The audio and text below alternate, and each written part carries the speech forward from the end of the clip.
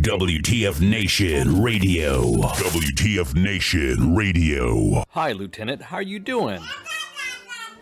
Aw, did you find your land nav point, Lieutenant? Good job, Lieutenant. You get a Expert Action Badge.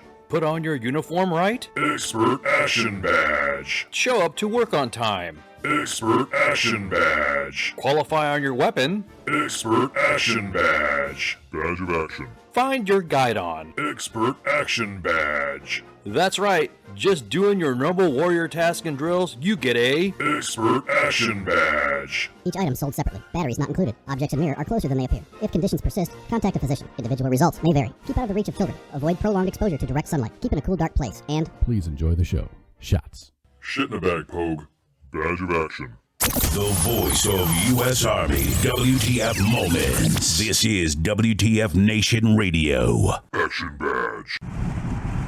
If that's really a thing, and I get authorized to do it once, it's pretty much gonna be me sitting there talking shit, like, constantly. This is a public service announcement from C.T. Fletcher. I will not contribute to the pussification of a nation.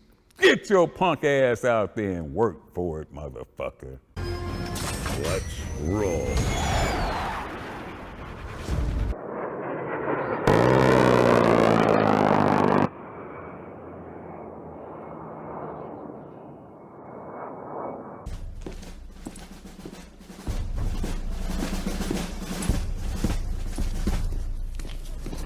Morning, Sergeant Major. How do you know what kind of goddamn day it is?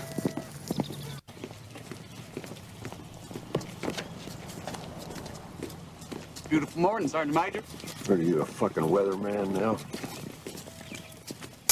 You're listening to Sergeant's Time on WTF Nation Radio. At the bottom of the ocean. Oh, wow. Welcome you guys to this President's Day 4-day weekend. I know I got a 4-day weekend. You guys got a DD-214, always have a weekend. But I'm just letting you know that right now, 4-day weekend broadcasted live from the Functional Veterans Center of Excellence. It's Mike Golf, Ice, in the Spank Bank of Spanks. And soon we'll have Doc Manis joining us in a minute. So today's Sergeant's Time, broadcasting live on this 15th February 2018, bringing you all the active duty and sergeanting that you can handle as being Sergeant's Time. So, okay, yeah, there's gonna be some topics we're gonna talk about. Hey, just run over real quick. I just want to throw our prayers and thoughts to the families of the the victims of the school shooting that happened in Florida. So yeah, it's unfortunate and this shit sucks. Yeah, I mean, yeah, what can you say about it? Little piece of shit fucking shut up a fucking school, and this I think the first time ever in a long time that a school shooter has been arrested alive. Yeah, they should have dealt with him. Yeah, and it's hard to fucking, I don't know, just one of those things where couldn't imagine dropping your kids off to school and then all of a sudden 17 kids lost, or 17 people lost. There was a teacher that and a football coach that used his body to shield himself from students who died in the process of doing it. So again, hearts go out, our thoughts go out from WTF Nation Radio for you guys down in Florida. So yeah, hard to really discuss. Kind of hard to articulate exactly what. I don't know. You know what I mean? You can't really. It's a very hot button topic. Yeah. And it's hard to. It's almost like walking on eggshells trying to discuss either side of it. Yeah.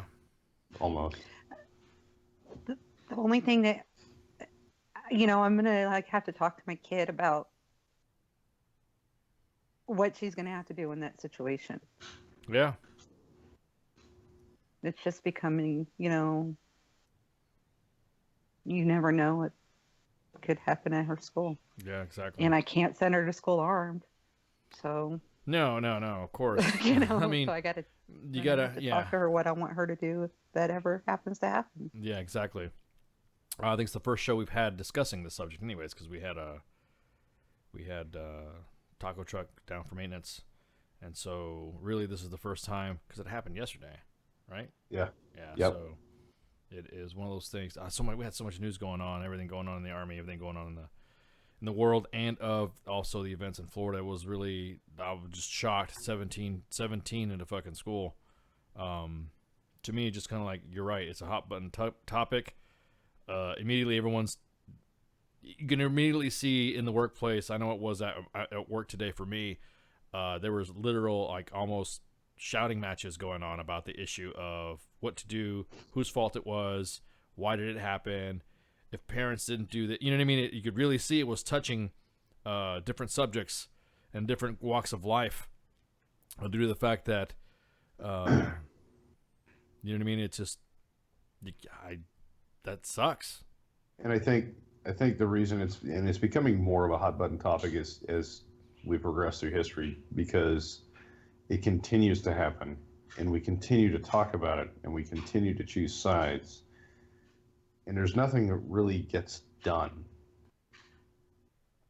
No, you know? Yeah, and yeah, exactly. What's we keep doing nothing but talking about it. Yeah. I've had conversations, and not to pick a political side or one way or the other, but I've had conversations with a friend of mine who is a California liberal, and the ideas that she has, I don't have a problem with expanded background checks, because I know I can pass them.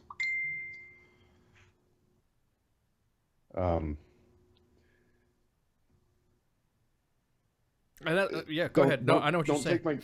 No, I know exactly what you're ready to say. Because don't take my guns. Don't take my guns. However, it's you're right. It's a hot button topic. This is WTF Nation Radio. We'll talk about what the fuck we want, and again, everything we say is the opinions of what we say.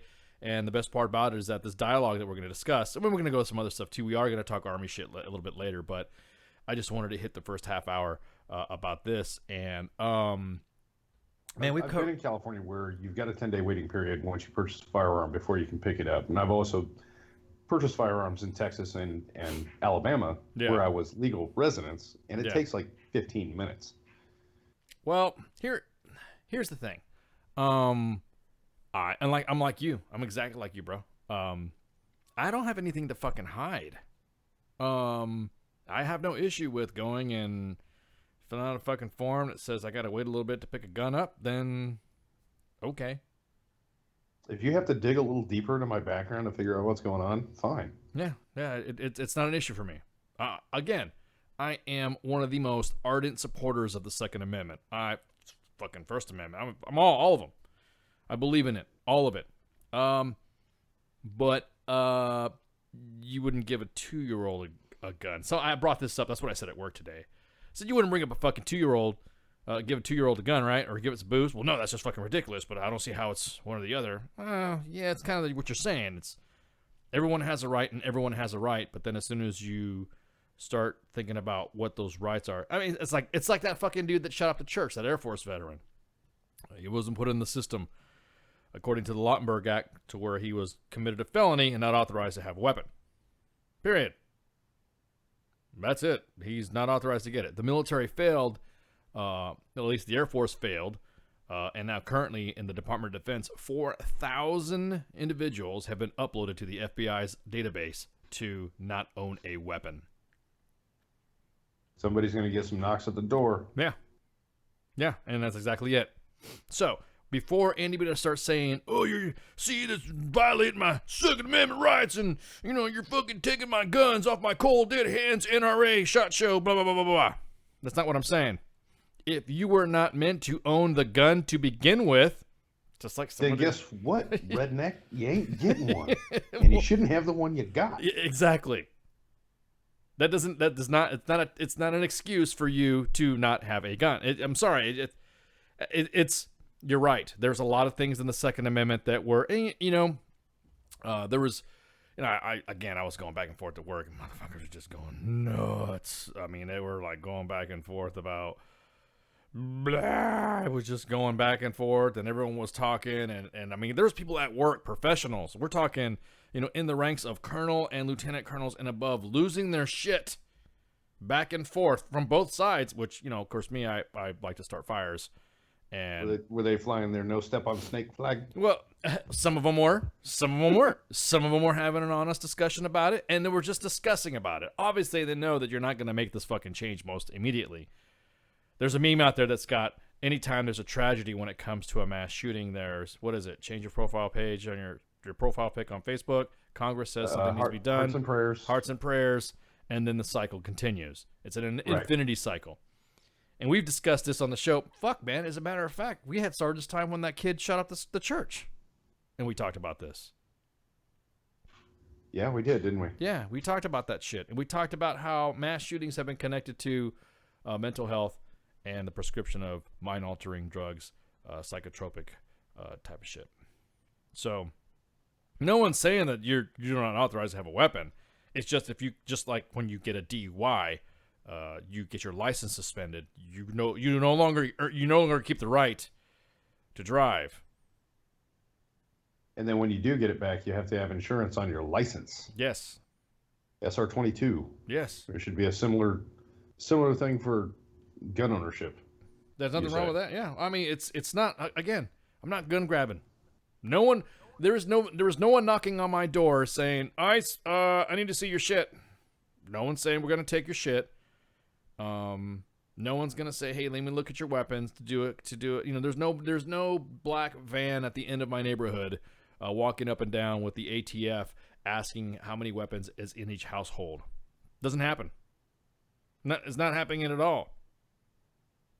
Nor would it happen. I know it won't happen. The Supreme Court has already said it's not gonna happen. You're not gonna change the subject. So to argue about what was happening, to argue about gun grabbing rights, to argue about who should or should not get it, then it's not really a point to fucking talk about. I mean, it is a point to talk about. It's just one of those things to where there were other reasons why up to the point of the weapons purchase. If that makes any sense at all. Right, and there were a sequence of events leading up to the purchase of the weapon. Right. And that kind of answered Casey Lynn's question in the chat about what happens if somebody owns a firearm, has passed all the background checks, has nothing to hide, and one day just fucking snaps. Yeah. Then that very, very rarely is it a case of somebody just fucking snaps. Correct. There's usually red flags and indicators leading up to it, like Ice was just saying.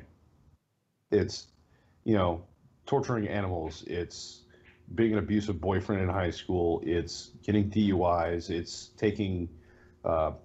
being seen for mental illnesses. There's a myriad of things that lead up to it. It's never a case of just snapped. Exactly that. Exactly. That's what you hear from the neighbors of these guys. Correct. That don't know their neighbors very well. Correct. I mean, as a matter of fact, Jay already talked about this. We talked about that. I mean, we have brought to. I mean, I think that we have sensible conversations about this. But I told you guys I did a paper on this in school as well, and I had everybody flipping the fuck out because nobody wanted to admit. Virtually all the fucking studies, gun-related massacres have made the headlines over the past decades. Had one thing in common. There were people taking Prozac, Zoloft, Luvox, Paxil, or any related antidepressant drug. I can cite, I can name, and everything else if you'd like. But we don't have all night to fucking discuss this subject. But what I'm saying, though, is that the majority of antidepressants being thrown out to everybody, and nobody wants to admit, it's almost like, again, hovering parents. This can't happen to my kid. Being friends to your kids, not paying attention to what your kids have. Hey, mute your mic, Doc. Not paying attention to what your kids are doing. Respecting your kids' privacy. Okay, if you are under 18 years old in my fucking house, you have no privacy. If you are underneath my roof and you're under 18 years old, the last thing, you will be subject to search. Correct. That's not being a dick. That's not, because I'm not here to be your fucking friend. I'm here to be your parent. I'm here to be your dad. Here's a good example of how I raised my son, who is now an infantryman in the Army, by the way. He had this obsession with airsoft guns. Airsoft guns, cool. Still a firearm, technically. What I did is I made him go in the garage, get my woodworking tools, and build a fucking arms room for his airsoft gun. An airsoft gun is technically not a firearm. But when you're the age that he was, yeah, we treated it as a firearm. I made him build his own arms room. We locked them up. I had the key. And that's how we did it in my house. And the same way with the actual legal firearms that I currently own, I have a gun safe. Ammunition is stored separately. If you're going to be a gun owner, you have to be responsible about it. And if you're not going to be responsible about it, somebody else is going to. And it's either going to be a good responsible or a bad responsible. The bad responsible being those 17 kids in Parkland, Florida. Yeah.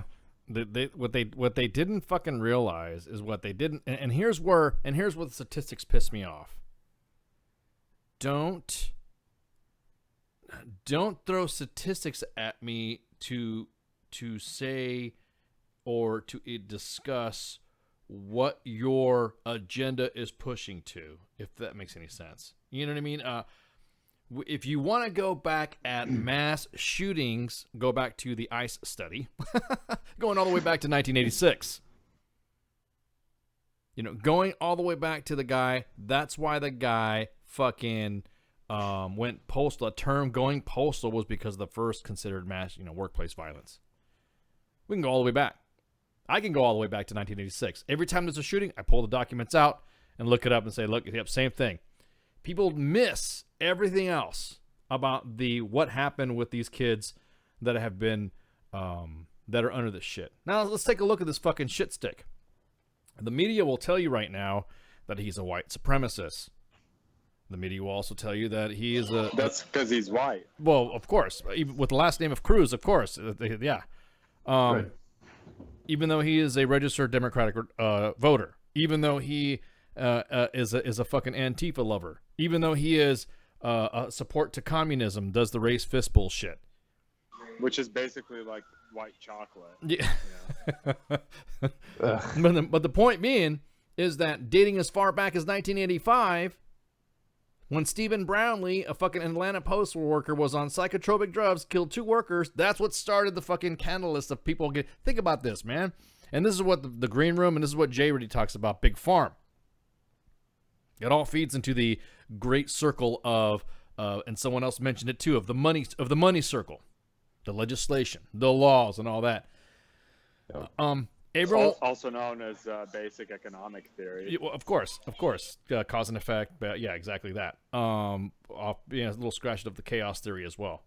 But the whole problem is that everyone, like the first thing they said is how can somebody under the age of 21 obtain an AR-15? Well, dipshit, if you study the laws in the state of Florida, the legal age to buy a rifle in Florida is 18. 18. You have to be 21 to purchase a handgun. Correct.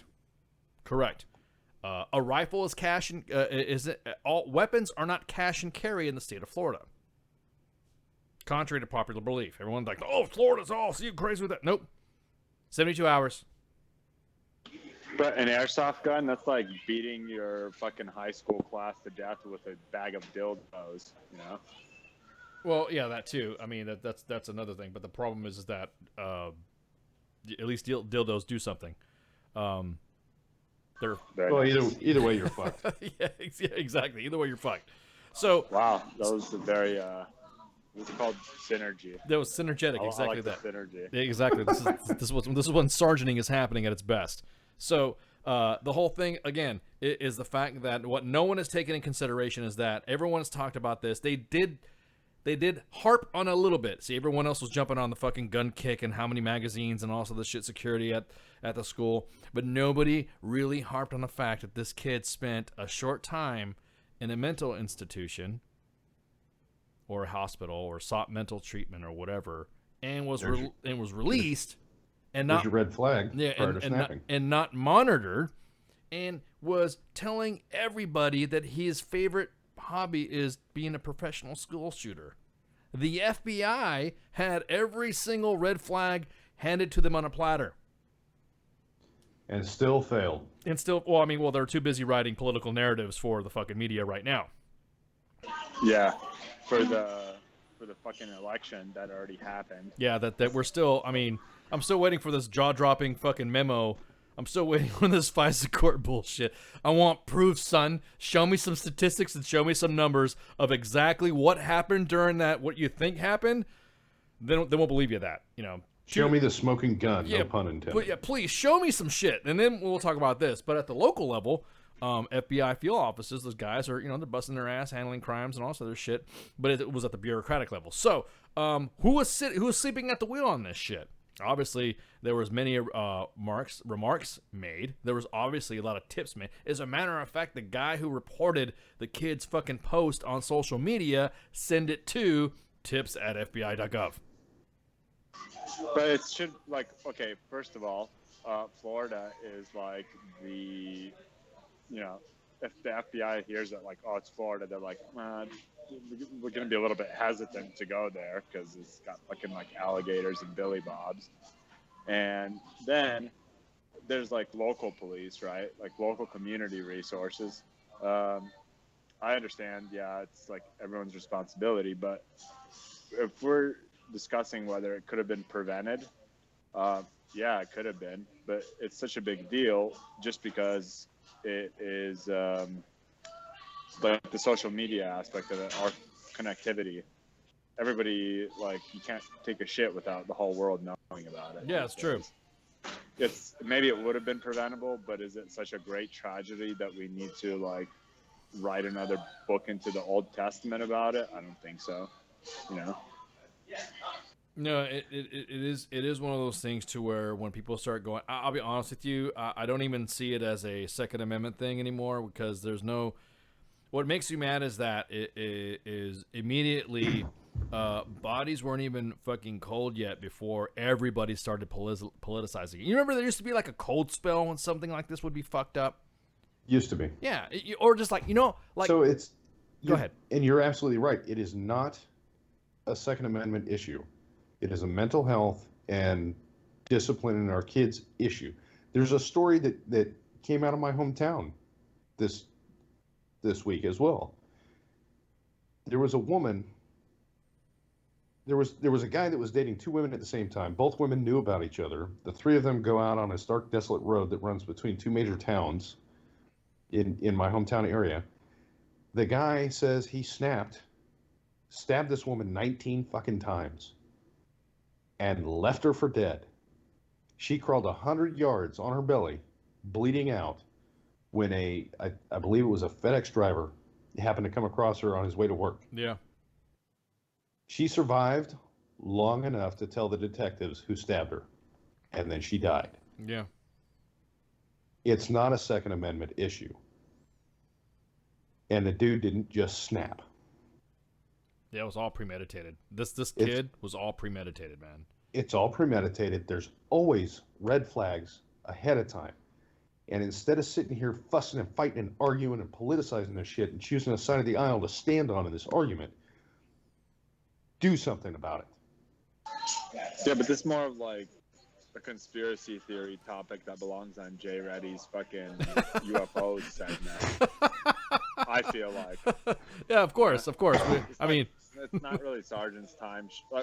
I guess it is, because it's I take that back, but it's getting into the rights and wrongs of it. That's more of I don't know. Shit happens. It belongs in Sergeant's time because it affects our force, our rank and file. These are the same red flags that are present before these kids go shoot up these schools or people go shoot up churches or, I don't know, SRP sites.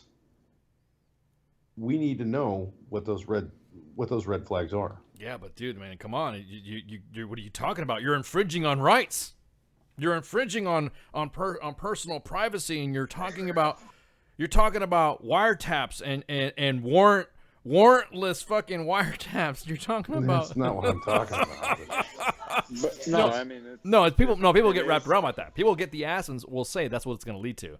Put your tinfoil hat down. Yeah. Be all right. It's medical history. It's background checks. That's all it is. Are you stable enough to own a firearm? Yeah. Are you stable enough to own a fucking knife at this point? Holy fuck! There are people who are It's almost like firearms are like kind of like I mean, not to draw a comparison. You think the tinfoil hat is your friend? Yeah. I was born in it. Also, exactly. Yes. Yeah, you're a craw. I was born in it. Your tinfoil hat. I honestly don't think. Again, going back to what I was saying before about the. And I'm agreeing with you with this, Mike. It is not a Second Amendment issue. It is I mean, again, it's not. The guy could have just drove a fucking car through it. You know, he could have drove a car. He could have, whatever. The ease of accessibility and all that stuff. The responsibility of there's some people who are not even fucking, who aren't even qualified to have fucking kids, and they have fucking kids. Well, that's a whole. Yeah, exactly. I'll start a segment on that. Yeah. We'll talk about euthanasia and fucking licensing autism. Getting a license before you fucking have kids. Oh my God! It should be easy Chemical to get. Castration. It should be easy to get a divorce and hard as fuck to get married. Yeah. No, I'm serious. It should be, and No, there, you're right. there should be parenting classes, and you should have like an AI kid to see if you can handle a little kid fucking crying at 2 in the fucking morning. I mean, just going off, repeating itself, and throwing shit at you. You know what I mean? Little shit like this, like a training program or something like that. Didn't we do that shit in high school with an egg or a bag of flour or some shit? I took shop. I took shop. Yeah, I'm not gay either. I took home ec because that's where all the girls were. Shut up. Well, no, Stairs you're right. After you're Stairs and Kevin Spacey. well, no, after you no, you're right. But if you couldn't. I remember in high school in California, you couldn't take 2 shop. They made you take home ec. If you took, so what you did was you didn't take an elective 1 year, snuck in shop 1, and then you snuck in shop 2, so that way you didn't have to take home ec. But if you took shop 1, shop 2, and you still haven't taken home ec yet, and you still have another year left of high school, they make you take fucking home ec. So it's pretty sad, right? Like when they make you balance out home ec and shop, but you can have 2 dads. You know what I mean? So, no, you're right. You're right. It's not right. No. I mean, like, where's the balance in that? What if I want 2 shop 1 and 2? It causes chaos theory to get all fucked up. But no, you're right. There should be. Again, this kid was fucking. I guess he was like we don't want to impose, the heterosexuality on a kid by forcing him to take 2 shop classes. It's whatever. Well, anyway, moving on. Again, everything is so. Again, going back to the protection of everybody. Everyone is so worried about fucking feelings, and everyone's so worried about how is it going to affect somebody. And God forbid, now nobody knows what to fucking do with this kid because his last name is Cruz, and so Tom. What's his legal status? You know what I mean? Nobody's asking shit like that. I mean, he was obviously maybe he figured out how to time travel. Oh, who knows? Finally. But my point being is everyone is making this. This is not, and of course, going back to what I was saying before, nobody. At least, I mean, come on. At least let everybody come out and find out what the facts are, and then immediately on fucking social media, this dude Chelsea Handler, and then fucking who was the other dude? Fuck. There was another fucking actor who was just popping off at the fucking mouth before anything was fucking. And I'm just thinking, holy shit! Back in the day, like, nobody made any 9/11 jokes or comments until at least almost a decade after 9/11. You know what I mean? Everyone was kind of like, eh. Yeah, and then even then, you're gonna fucking hear rollerblades and dudes busting in your doors at night after you made that fucking joke. Exactly. Yeah. Exactly that. So, Yeah. So again, it's one of those things that that's not anti-democracy. That's America. yeah. Yeah, you don't like America, then get out. So You take your flag and dude, you go home. On a serious, like semi-serious note, when it comes to like laws and legislation and shit like that, that shit is founded in, like, the foundation for it is in ethics, right? And ethics, there's various approaches to what is ethically correct, and that's generally like social norms. They start as like social norms, like ethical behavior, and then eventually it becomes a law when people fucking decide that this is our, how we want our society to be governed in general with the laws. My point being is that there's going to be outliers in every equation, right? Like, those laws are for the general population, not the people that are not going to fit this. You can't make a law that covers everything. There's always going to be outliers. And this dude, like, there's no fucking law that you could have made that would have been rational or reasonable to the rest of the normal population that could have prevented like mass homicide by an unstable teenager, okay, which is already a creature that is bound in instability in the first place. Oh yeah, exactly. No, you're right. Yeah, so that was my opener. I mean, sorry, this isn't and this is, like I said, I didn't want to get off get off the subject, our Sergeant's Time subjects. But yeah, that's it's unfortunate. Hearts go out to the fucking families and the victims of down in Florida. So WTF Nation Radio expresses our condolences to everybody, and then hopefully this kid will meet fucking Mr. Sparky in the fucking Florida death chamber, because the Attorney General Pam Bondi has already said that she's pushing for the death penalty, and so of course that'll be it with that. So anyhow, WTF Nation Radio, you're on the air. Hey guys, what's going on? What's up? What's happening? I ain't not much. This is Doc Derek from the chat. We know who you are. Let's talk about the kids doing this shit. How much of this is children have lost all sense of humanity? And it started with Grand Theft Auto and slapping people around and calling them a bitch. And then it got into role-playing games and stuff, And I mean, when kids are allowed to choose what kind of weapon they're going to use, and you can have a 13 or 14-year-old telling you which is better, an AK-47 or an SKS. They've lost everything. And I think a big sense of it is social media, and that's where the bullying comes in. As far as the cops in schools, there are grants from the federal government. I was sitting there looking through the Department of Justice, because where I'm at in Northeast Tennessee, there's school resource officers in every school. And, it may be like people that work security at the courthouse. They may be fat people getting ready to retire, but nevertheless, they're there. Well, okay. They are so with the law of my state to allow teachers. Dude, somebody's parents. If my kid can tell me what it's better to have an SKS or an AK, like that's logical shit. You know what I mean? Like, the magazine is. That's education. Yeah, but what I'm saying is, yeah, it's lack of parental oversight on it. When the kid gets put into a fucking chamber where he's told, like, hey, go Call of Duty yourself till you turn 7, and then we'll talk. That's what I'm saying is, like, if there's moderation and parental oversight, then I don't think there's anything by itself. I don't think it's right to villainize this type of video games it's the same thing as saying, like, guns are bad, People I remember back need to take responsibility. I remember back in the early 90s when Two Life Crew came out, and that's when they started the parental guidance, and now they have those on video games. It is yeah, but so when are we so they should have that on condoms. Yeah, they should have them on condoms too.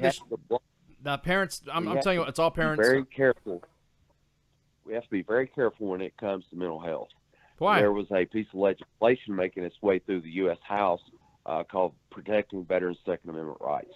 And if they do some blanket shit like this, it's going to affect us. How? Kind of like when they put what blanket? I want to know. But yeah, but Doc, tell me, give me the language. Show me who's saying something like this.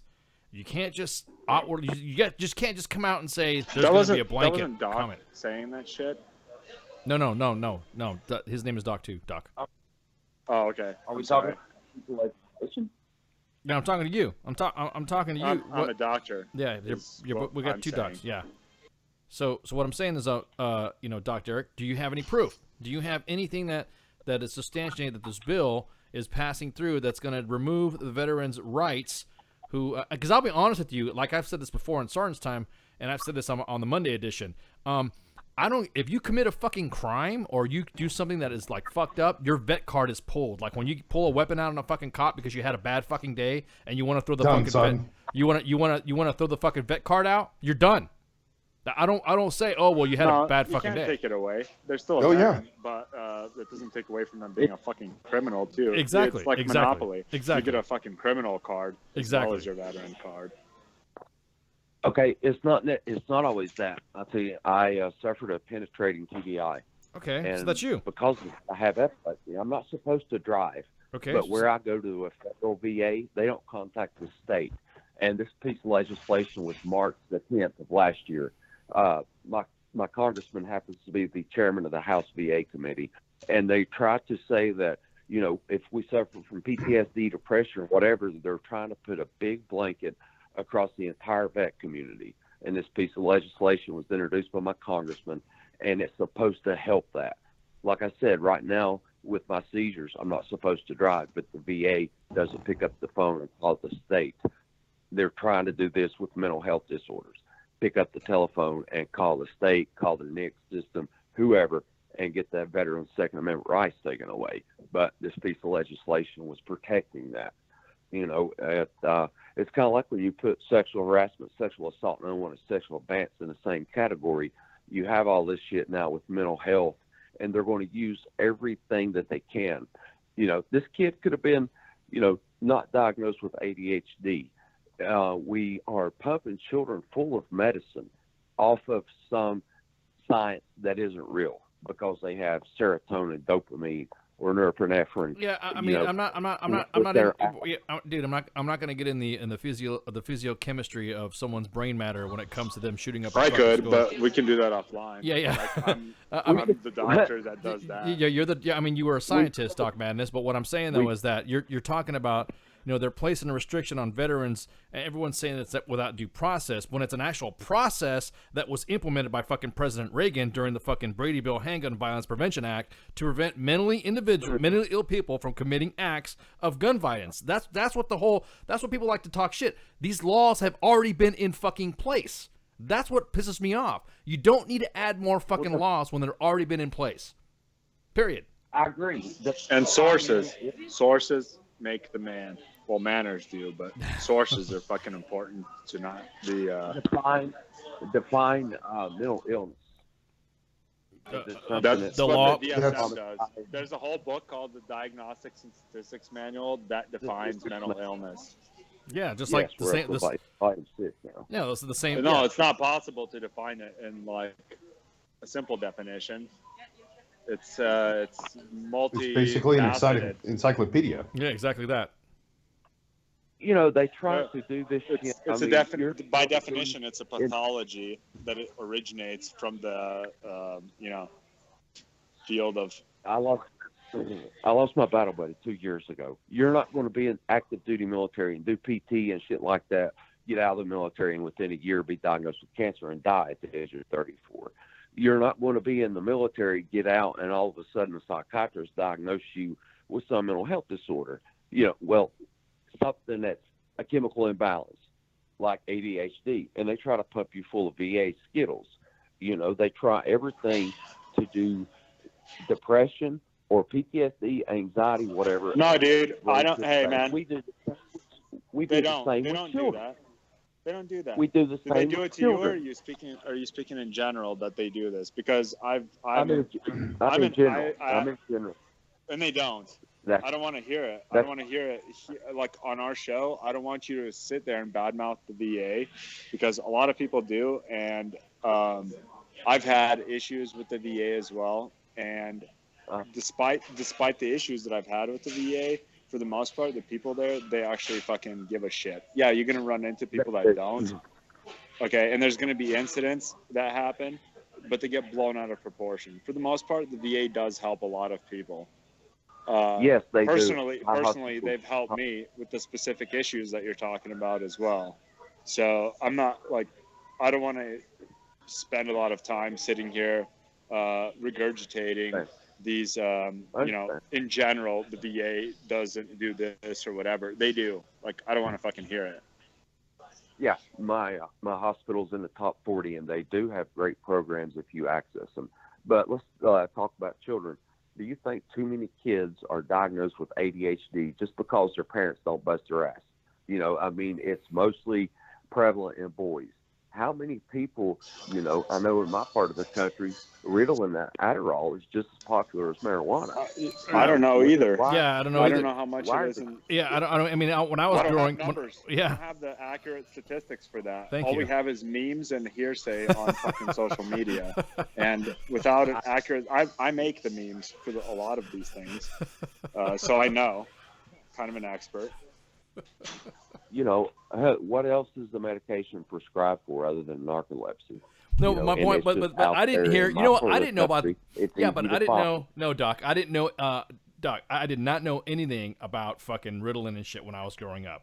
I did not, because I was raised to yes sir, no sir, Roger that, 3 bags full, move the fuck out. You got yeah, and because they kept they kept the short bus kids in their own room. Correct. When we were going. We called them the special. Yeah, I mean that's why they were called. That's why they were called special ed kids. And that's why you're right, Doc Madness. They were put into the special bus for that reason right there. But the thing is that for you to sit there and say, especially with now, the same sensory overload that kids are getting today, parents in the fucking 50s and 60s were probably saying the same fucking shit by going to a goddamn soda shop.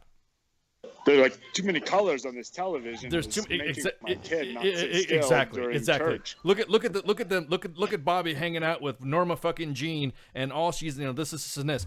So it's all generational, which is why I keep the Army is going through the same shift. The Army right now has an identity problem of living in the 1950s and the 1940s and trying to place those values and then trying to please everybody at the same fucking time. The same thing goes with our society. We want to friend our kids so fucking much. I'll be honest with you. I raised my fucking kid. I raised my kids. The teachers say, "Hey, Mr. Ice, Princess Ice and Baby Ice are doing this." Okay, thanks. That's all I say. I don't engage. I don't get back. I attend the parents' functions and the parent teacher conferences and all that, and I just make sure.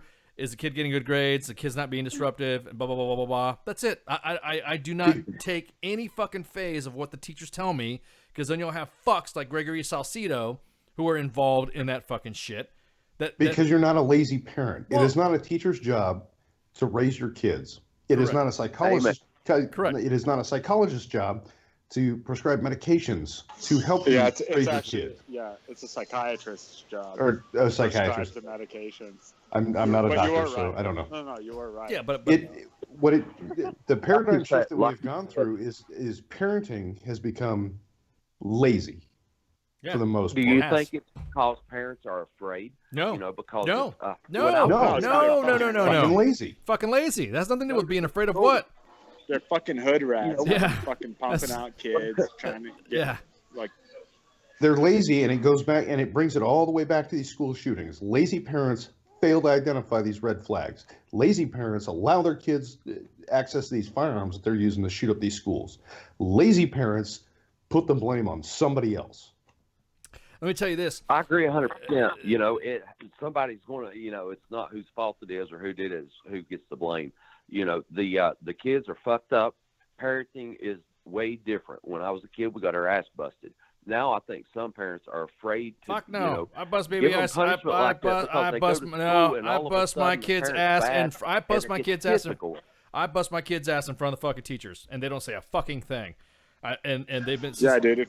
If the kid isn't let out of the cage, he's not going to rat you out. Yeah, Why are you going to be scared of your kid? Yeah, exactly. So not to mention the fact that I'll be honest with you, I could give two fucks about what anybody says of how I raise my kid, because the way I see it, all my kids have grown. You know, I also have a 24-year-old. Okay, graduated high school, good kid. You know, goes to work, gets a job, wants to go to school, does everything that an average 20-year-old girl wants to do, and go hang out and all sorts of shit. She doesn't do fucking drugs. She doesn't fucking, plan fucking riots. She's not involved in any of that other fucking horse shit. I guess you would say she's just an average girl, an average 20-year-old. She's got values and morals that you taught her. That's what she has. That kids don't have anymore these days. They don't care to steal. Yeah. They don't care to fight now this case right but here. You're generalizing all the kids. Yeah, I was about to say. Yeah, I was just about ready to say. You're generalizing all the kids based off of this one fucker that shot up a school. Yeah, exactly. I mean, my kid gets her ass beat if she needs it. She's also been playing Grand Theft Auto since she was fucking 7. So the video games have nothing to do with it either. But I don't think she's gonna go out and shoot up a school. My kid doesn't even live in Florida. Yeah, Princess Ice can bang breach and clear fucking can fucking clear a room out with Red Leg and Minx in playing Rainbow Six Siege. She knows how to fucking set up a breaching charge, and she's only fucking 7. So my point being is, final question. She knows that we're killing bad guys.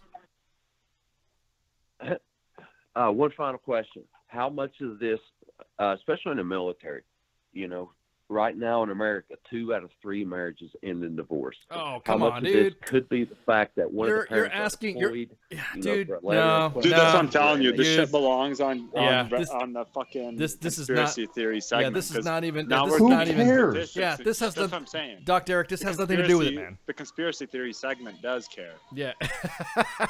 What would you rather have? A kid that's a product of the divorce, or a kid that's a product of a dysfunctional, fucked up marriage? Yeah, exactly. I'll tell you what, I'll be honest with you. You're asking the wrong guy about divorce. You're asking the wrong guy about statistics and parents, because I'll stick both of my fucking fingers up to everybody about that shit. Because I'm right there with you. Yeah, and I have a hard time listening to like if you're gonna quote statistics, then you need to cite it. It's hard to do verbally, but then that's why it's also, it's not socially smooth to bring up statistics in conversation. I stuck the piece of legislation in for the school resource officer, as well as the protecting veterans' Second Amendment rights. I feel for the people in Florida. It's going to be rough, and I hope that they can find some positive energy to keep them going along, grieves together. And we as a nation need to support them. Fuck yeah, dude. That's what it's all about. Amen. All right, man. Great show, guys. Yep. Roger that. Yep. Thank you. All right. Thanks, Dr. Eric. I think you started pulling on a cord of an engine. You didn't want to start running. I was about to say. I get aggressive. I know. I was. Yeah, me too. I mean, I got to cite the shit, and again,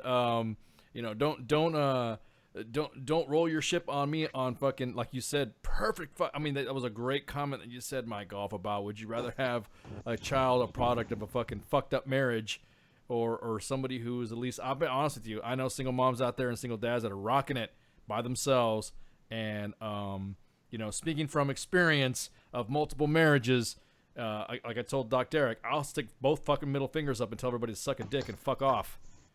I think I'm doing a damn good job. So, anywho, for that, we're gonna take a fucking break. I'm fucking pissed now. I gotta refill my drink. My drink, as I was talking, my glass of refreshing beverage, mixing Captain Morgan and fucking. My glass of half empty. Yeah, my glass is now empty. Out. Yeah, my glass of half empty is now fucking empty. So, Captain Morgan, ready to fight tonight. It's fucking. You're ready to fight tonight. That's fab. So I have to refill my drink because getting riled up in that shit made me drink my whole glass. So I gotta fucking recharge my shit, and then everyone get some shots, and we'll be right back. Shouts. Fucking home ec shots. Single parent shot. Single parent shot. Well, it definitely is all about the visuals, although pretty sure it's illegal. This station is now the ultimate power in the universe. I suggest we use it. The voice of U.S. Army, WTF Moments. This is WTF Nation Radio. I find your lack of faith disturbing. Everything stated on WTF Nation Radio is to be considered the opinion of the person that stated it, and not an official representation of WTF Nation Radio or U.S. Army WTF Moments. Price does not include tax, title, or license. Some assembly required. Each item sold separately. Batteries not included. Objects in mirror are closer than they appear. If conditions persist, contact a physician. Individual results may vary. Keep out of the reach of children. Avoid prolonged exposure to direct sunlight. Keep in a cool, dark place. And please enjoy the show. Shots. Now we're back. Part 2. Sergeant's Time. I think my Fitbit called 911 because my heart rate got so high the last hour. Well, if you look in the office chat, I have recharged my Captain Morgan. I saw that. I am, yeah. Woo! I'm currently drinking Mountain Dew Ice. Ooh, Mountain Dew Ice.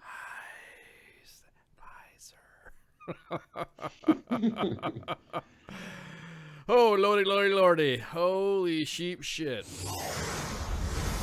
All right, check this out. Breaking news. Breaking news. Sergeant of the Army Dan Daly has ensured that the passing of the policy, which is currently has actually not really been a new policy, but it's already been out there for a while.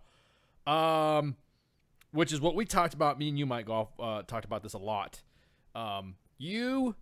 If you are on profile for more than 12 months or you've not deployed, you're going to get thrown out. So the Pentagon released yesterday deploy or be removed policy that could affect up to nearly 300,000 service members who have been non-deployable for the past 12 months. This new policy is a 12-month deploy or be removed. This is what the Undersecretary of Defense for Personnel Readiness has said and told the Senate Arms Committee on why the fuck can you guys not deploy? Why are you guys talking about being so stressed out?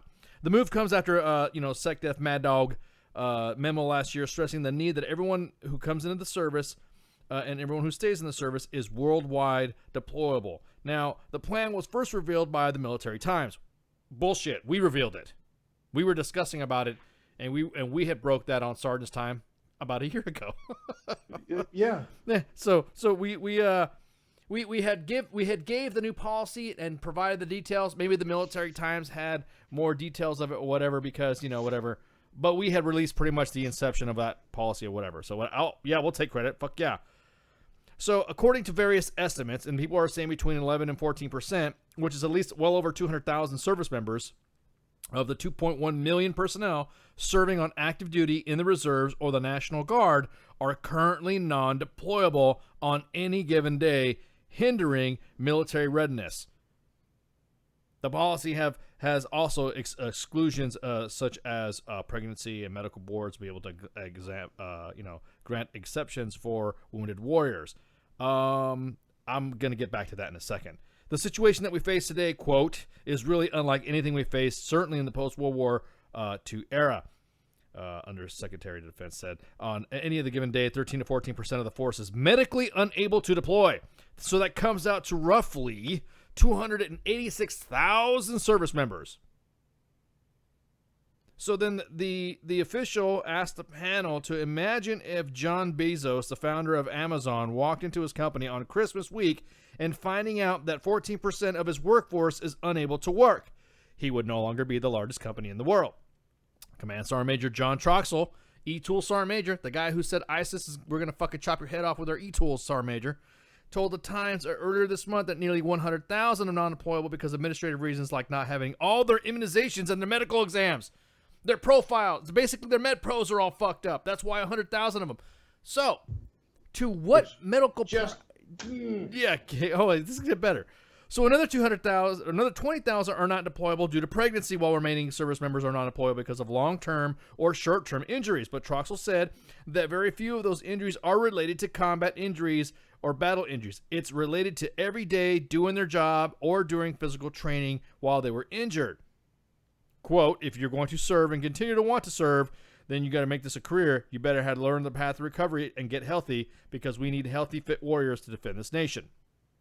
Now, of course, the Undersecretary of Defense admitted that the military shares responsibility for reaching such high numbers of non-deployable personnel, as units leaders often do not ensure that those under command receive the required medical examinations and care.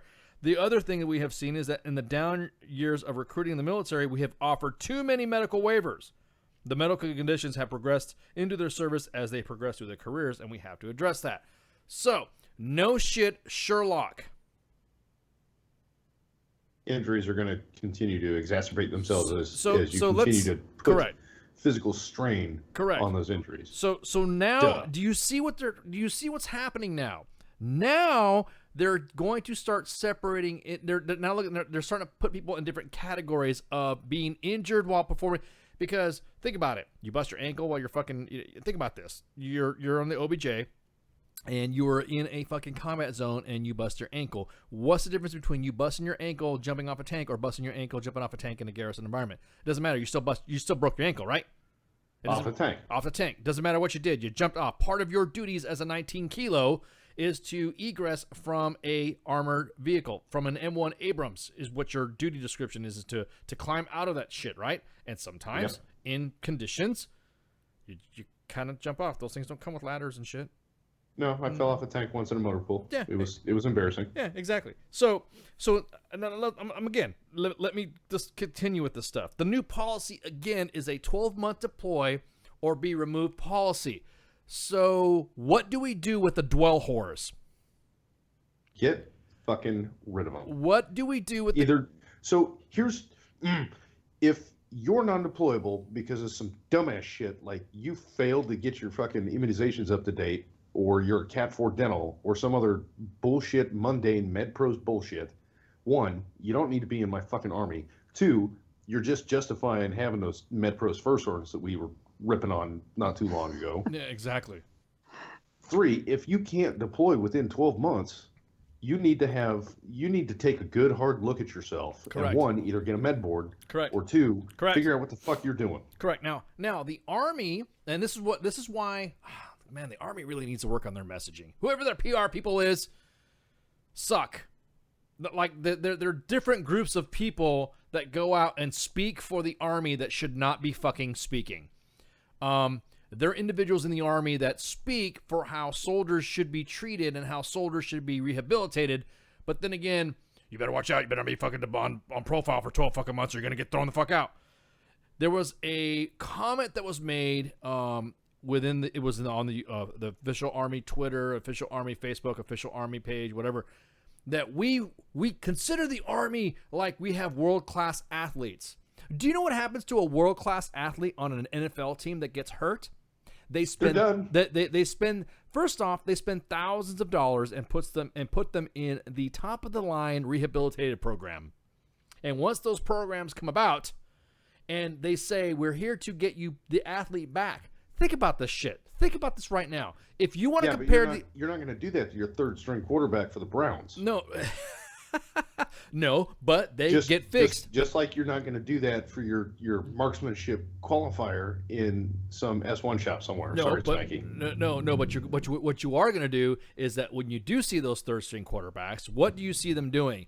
You see them getting back into the league, you see them getting fucking rehabbed, and you see the NFL ensuring that they've been trained back to the fucking standard so they can be a fucking third string quarterback. You see them playing the game still. The Army doesn't do that. Once the Army fucking breaks you guys, you're done. There is no magic wand or there is no rehabilitative program within the Army system right now. And anybody Army leader, come on board, give us a call for 1-588-98367. I know, and speaking with Task Force Dagger, when we've had them on our show, and they talked about that Thor 3 program, they got guys that are double amputees, special operations soldiers, and for some reason, that program seems to get these guys back in the fucking fight. With no fucking legs. With no fucking legs. Shit that is disqualifying to everybody else. So, then what?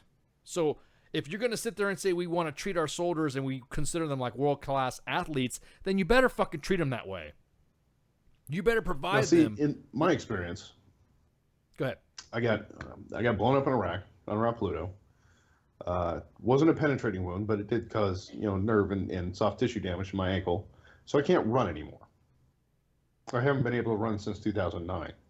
I had to fight tooth and nail. I had to fight to get a waiver to be able to deploy the second time. My command wasn't going to do it for me. My medical advisor wasn't going to do it for me. Basically, it was up to me. Hey, do you want to deploy or not? I can sign it either way. But I didn't waste a trip down here for you not to sign this fucking paper that said I need to deploy. Let's go. Yeah. But think about this, though. Honestly, think about this. I know soldiers right now that were hurt, and their company commanders and their first sergeants are so scared that they're not going to have... Look at the fucking main page post that we have of fuckers going through JRTC. In wheelchairs. In wheelchairs. In fucking crutches. Look how many people that we have... dropping the huge fucking bombs in the inbox of commanders canceling their fucking surgeries, some of them life-saving, because I'm waiting. I am so fucking waiting for that story to come in where a soldier was denied fucking surgery and it could have saved their life should they have a terminal illness or something like that. I'm waiting for a story like that. That's what the Army is facing right now. Commanders are so fucking scared of saying, yep, hey, sir, yeah, but this guy's fucking broke. Possibly exacerbating the injuries of sending those guys down fucking to a training area or whatever. Now, wait a minute, though. We're not talking... NTC's not worth it. And yeah. What are we talking about here? What, the Undersecretary of Defense and Sergeant Major Croxall said what? He said that we're talking about guys... we're not talking about guys just not doing their jobs. What fucking message are you sending? These are our jobs. Be clear about this shit. This is our job. As senior leaders in the U.S. Army, we are training to a standard to fight and win. Now, granted, should I get hurt? Should you get hurt?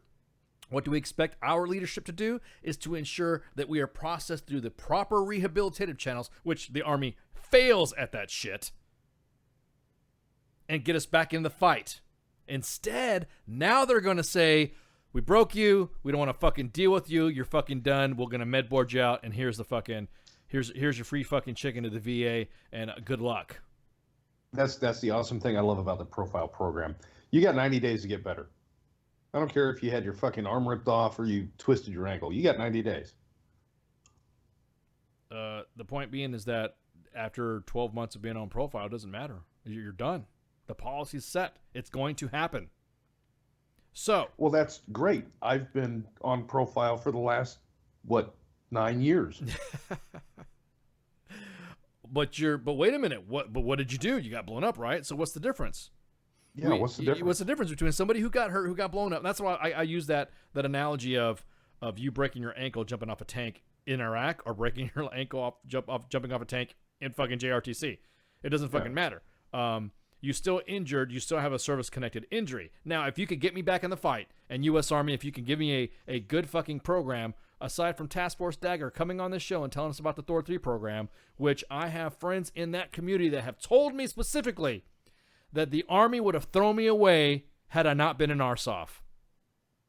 Mm-hmm. And these are guys that are low-density kids. Low-density kids within the RSOF community that have said, I got sergeants major friends, and I got first sergeant friends, and I got senior leader friends in that community, and they say specifically that program ensures that my guys come back fit to fight and all that, and I don't fucking touch them. They have a program to rehab, they get them fucking better, and they're good to go. What's in your wallet, Army? Army values card. Yeah.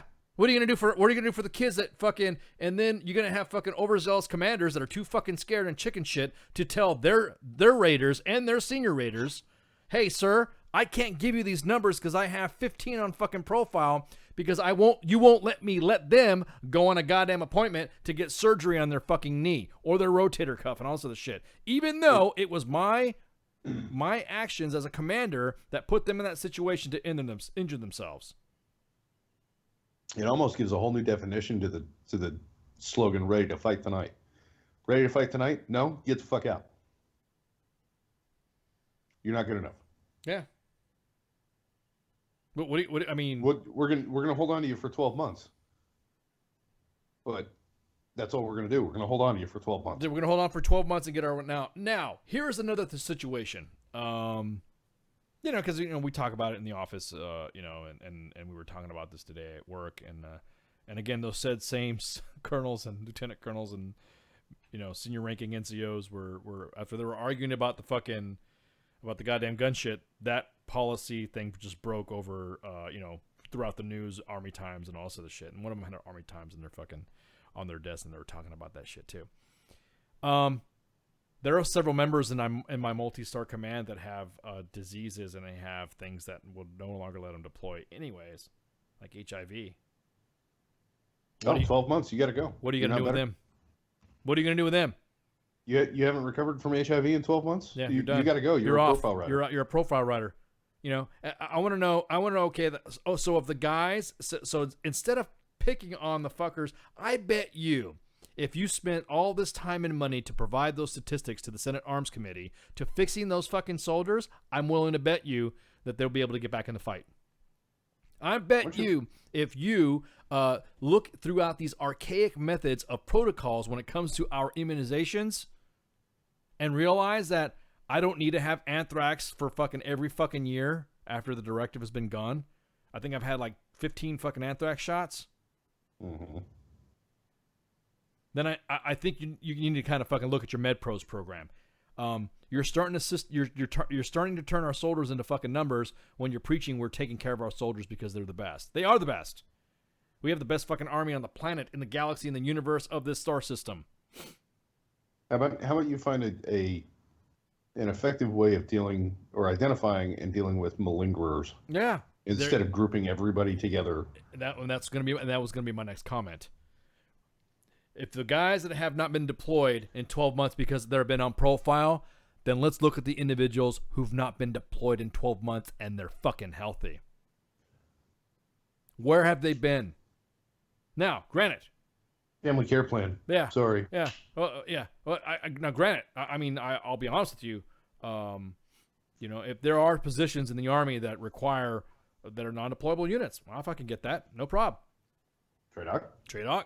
Fucking FORSCOM, USAREC, they're all are needed. All of them are needed, of course. Fuck yeah, they got guys that have been deployed 15 fucking times and have been deployed multiple deployments and all this other shit.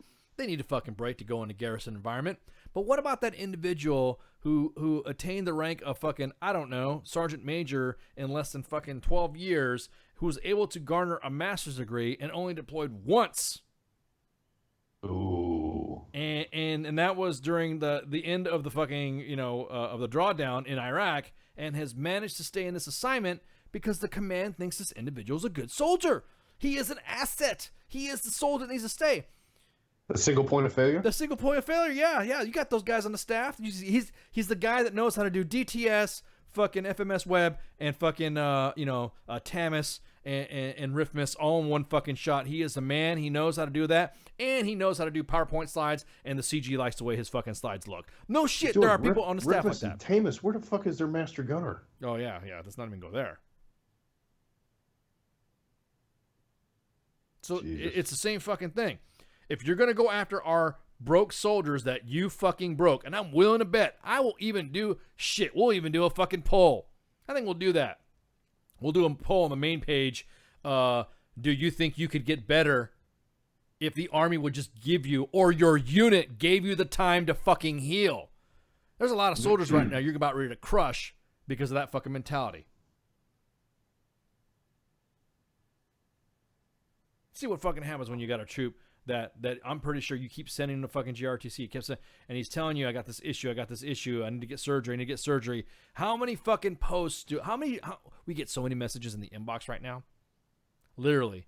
Especially during the GRTC and TC time frame of commanders canceling their fucking appointments for surgeries because they have to make fucking numbers because they don't have the balls to tell their fucking raiders and senior raiders. This is exacerbating the problem. 250,000 soldiers, 250,000 service members have all been granted medical waivers and all this other shit.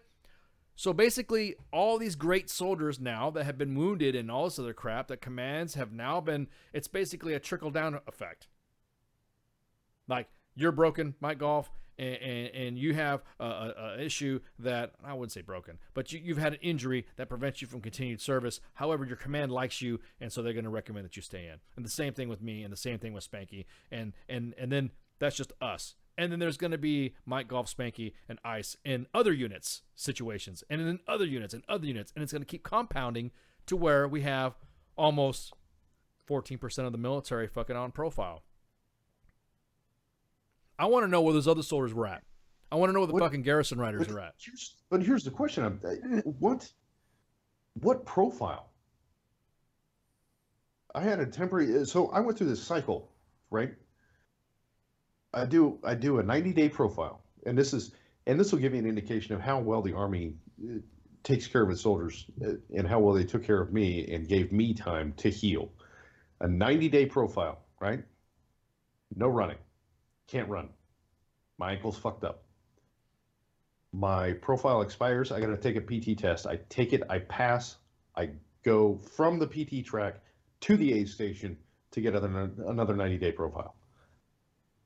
This was the cycle of my last 3 years in the Army.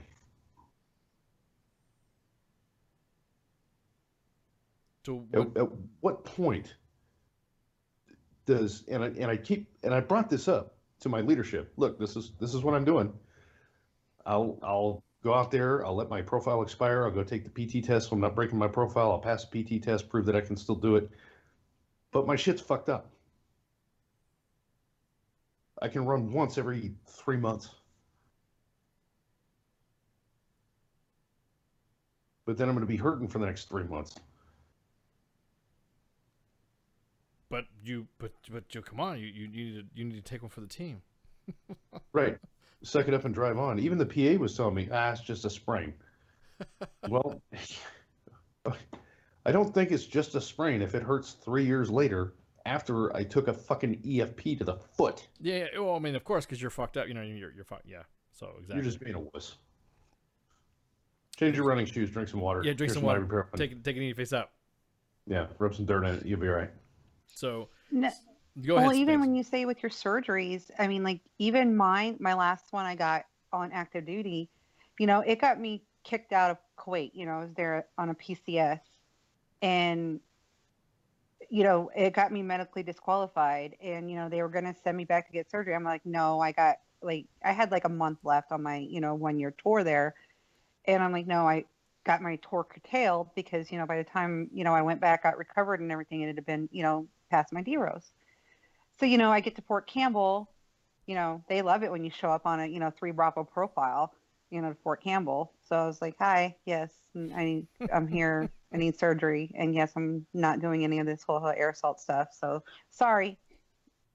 And I still had to get, you know, this brand new commander to sign off giving me permission to get this surgery that I had to have, you know, but I still had to have his permission to get it. Why? So yeah. You mean why? That's the thing too. Exactly. Commanders. But I had to have his signature on a memo to get the surgery. Yeah, but commanders should not be. It kind of draws doctors. Exactly the that. Fuck do they know? Exactly that. That's what pisses me off is that command, and that's another thing too. I guarantee it. If these soldiers were afforded the opportunity to get fixed and not having their commander go, no, I'm not authorizing this fucking thing. You know why the commanders are required to sign those surgery documents? Is to certify that the soldier's not needed for the training, or that there's no training that is so detrimental that we have to have this soldier. Well, yep, that was their first impression of me, and luckily, I'm not a young soldier. I'm not scared to go into his office. I'm like, hi, nice to meet you. Sergeant Spanky, and this is why I'm here. And you just say, well, yeah, nice to meet you too. But, having a commander sign off on an authorization to perform a surgery is akin to, and it's analogous to staying in a shitty marriage or getting a divorce. The whole reason the commander has to sign that certificate is to certify that the soldier's not needed for the training. And if the commander doesn't sign that certificate, that's when you get motherfuckers in wheelchairs going NTC that aren't getting better and aren't getting that life-saving surgery. And wind up staying on profile for longer than 12 months and then get kicked out of the Army. Yeah. Well, you know what? Pooks brings up a good point. If the DOD worried about the welfare of the troops that are already in, the VA would not have this overwhelming fucking backlog at the moment. And Take care of them before they leave. Correct. The whole idea, and that's what I was talking, because I'm helping Jose on some stories. I mean, basically, he's like, hey, talk to this guy. Hey, talk to that guy. Hey, talk to this guy. And because there's some other, because he's busy doing some other shit, and he's trying to get some information, and I'm just helping out getting fact finding shit. He was telling me that the success rate in RSOF is greater under that program, the one that Task Force Dagger was talking about, Thor 3. In that program that has a higher output, that if the Army would apply it, they even did like a little fucking stat thing, I guess some of the guys that were talking about it. They even did a stat check that if they were authorized, if the Thor 3 program was Army-wide, the results of the Army within a year would have soldiers back in the fight. And we wouldn't even having a conversation about this fucking policy. Exactly that.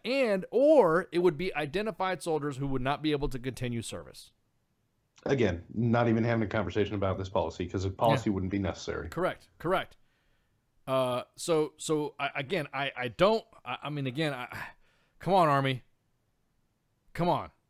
I mean, take care of us, Army. Please. Hey, I might even still be in the Army then. Yeah. I mean, or exactly that. You could still be serving in the Army. Or maybe I wouldn't be having the problems I'm having now. Estoy muy dolorido. Always. Constantly. It's just frustrating as shit to see good soldiers getting fucking thrown the fuck away because of some bureaucratic bullshit. And, these soldiers have been on profile and have not been fucking fixed for up to fucking 12 months because you keep sending them to JRTC and goddamn crutches.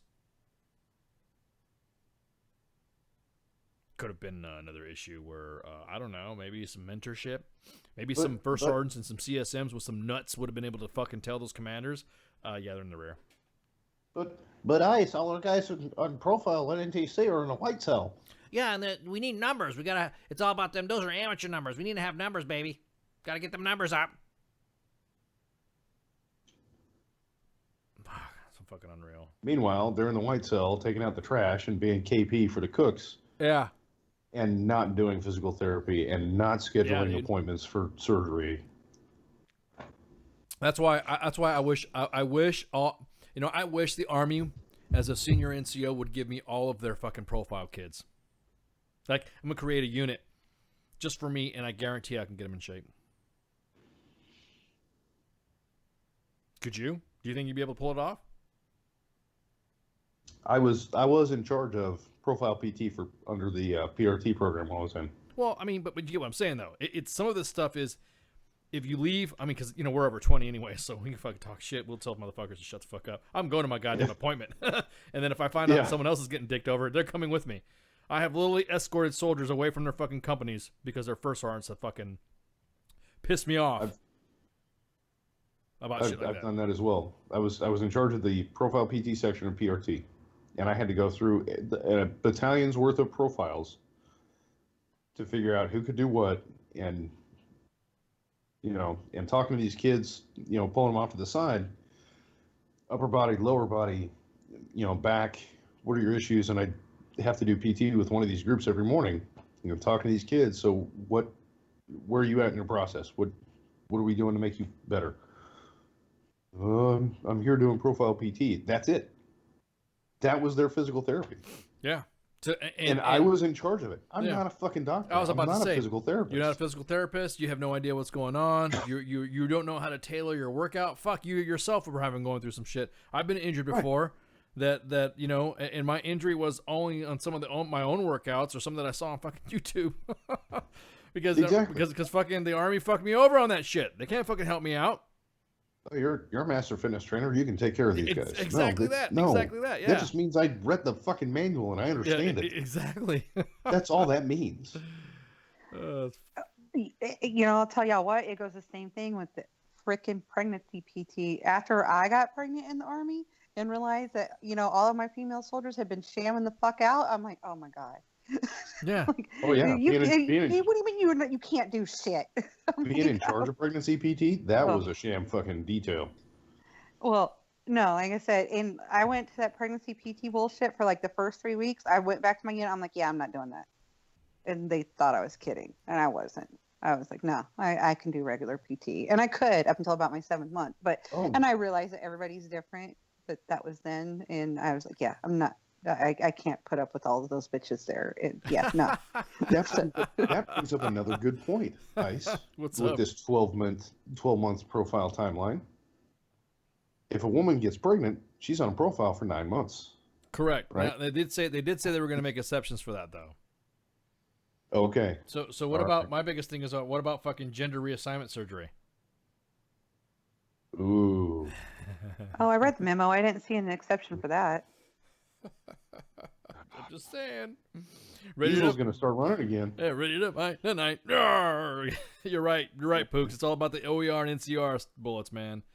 That's all. Anything in the Army is OER and NCOR bullet driven. Period. All of it.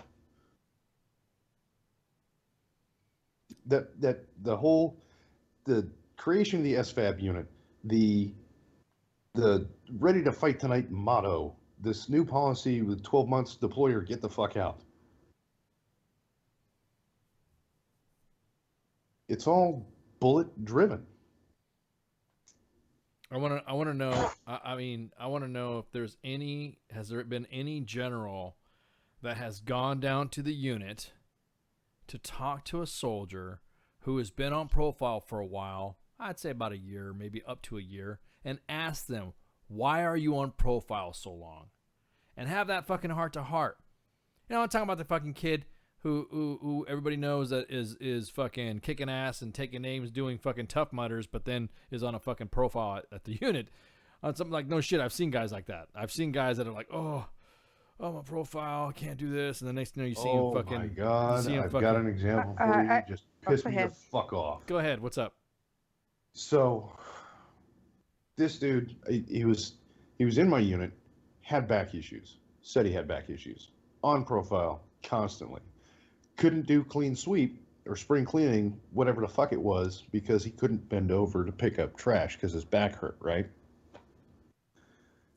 But goddamn, we go out to the fucking Dallas, Texas, where they got that free fall. He rode that motherfucker like 6 times in a day.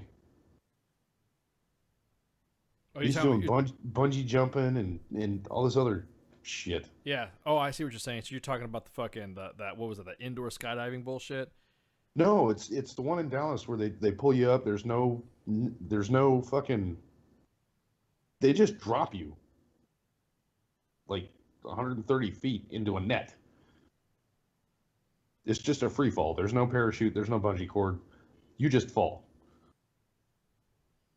It's pretty awesome. It was part of the redeployment reintegration training shit that we did at Fort Hood.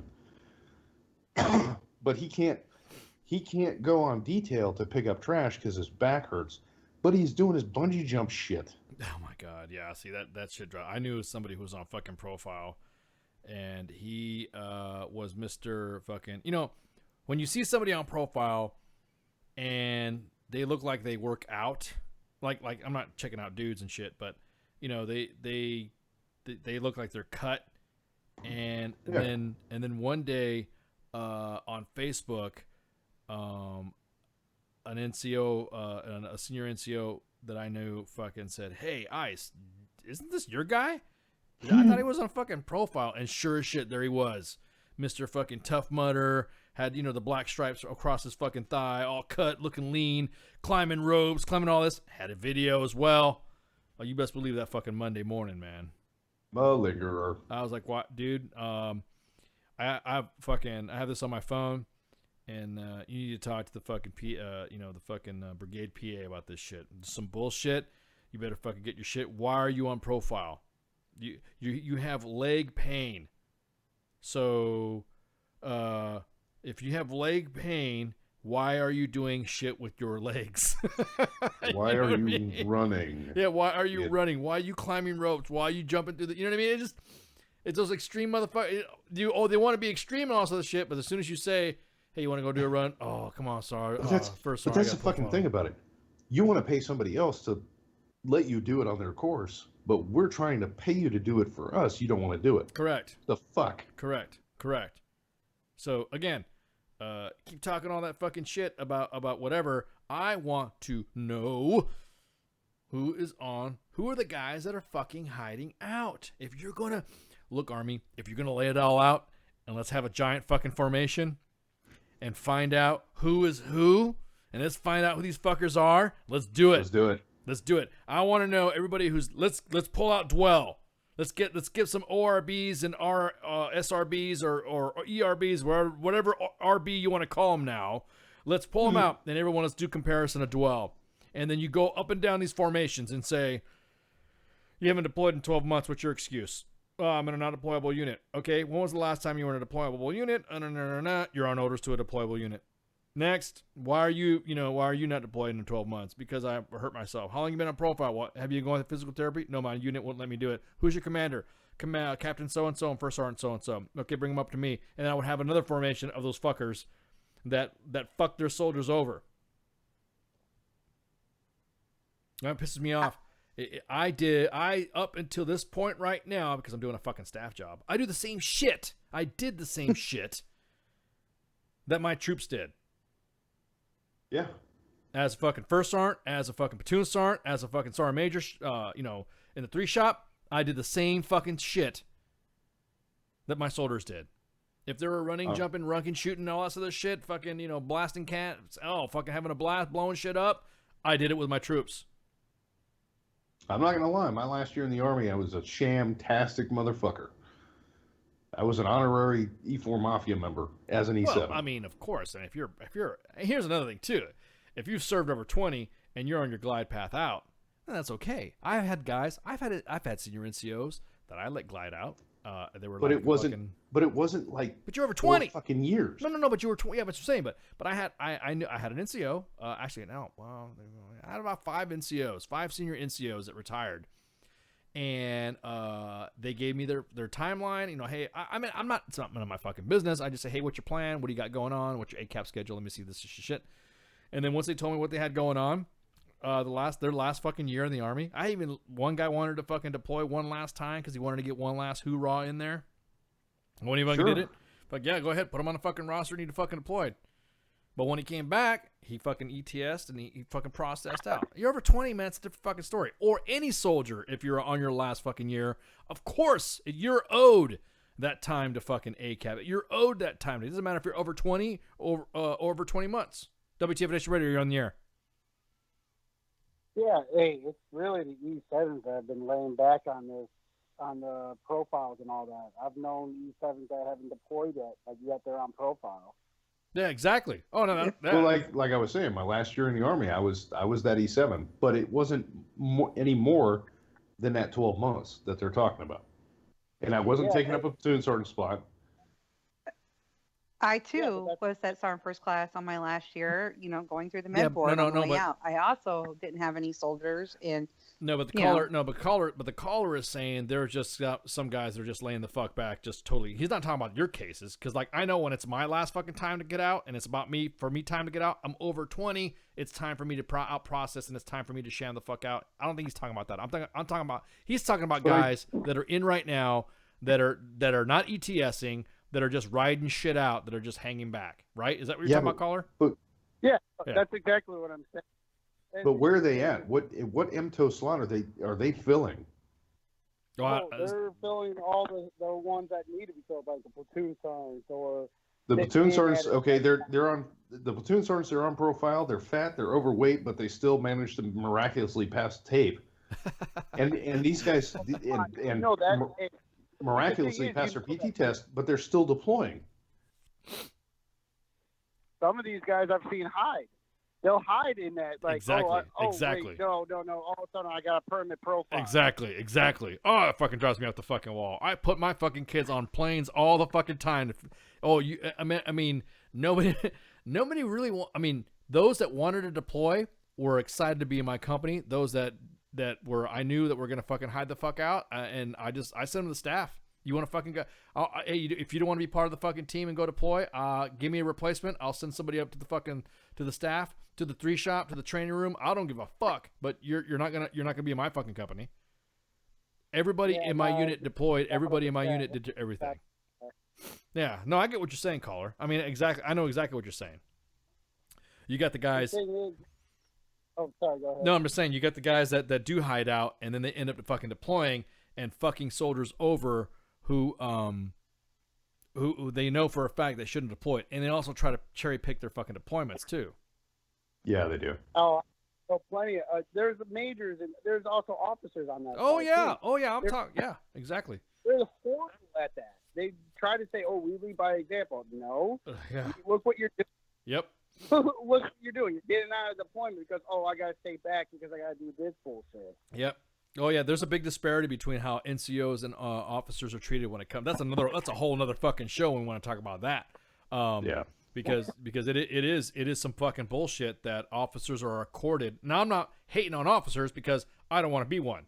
I'm a senior NCO and I'm proud to be a senior NCO. If I wanted to be an officer, then I would have gone to any of the commissioning processes to become an officer. However, I do think that it's fucked up that an officer is sent back to attend a professional development course for his next promotion or his next rank so that way he can get promoted, but an NCO has been canceled out of BLC or SLC or ALC or MLC so many fucking times.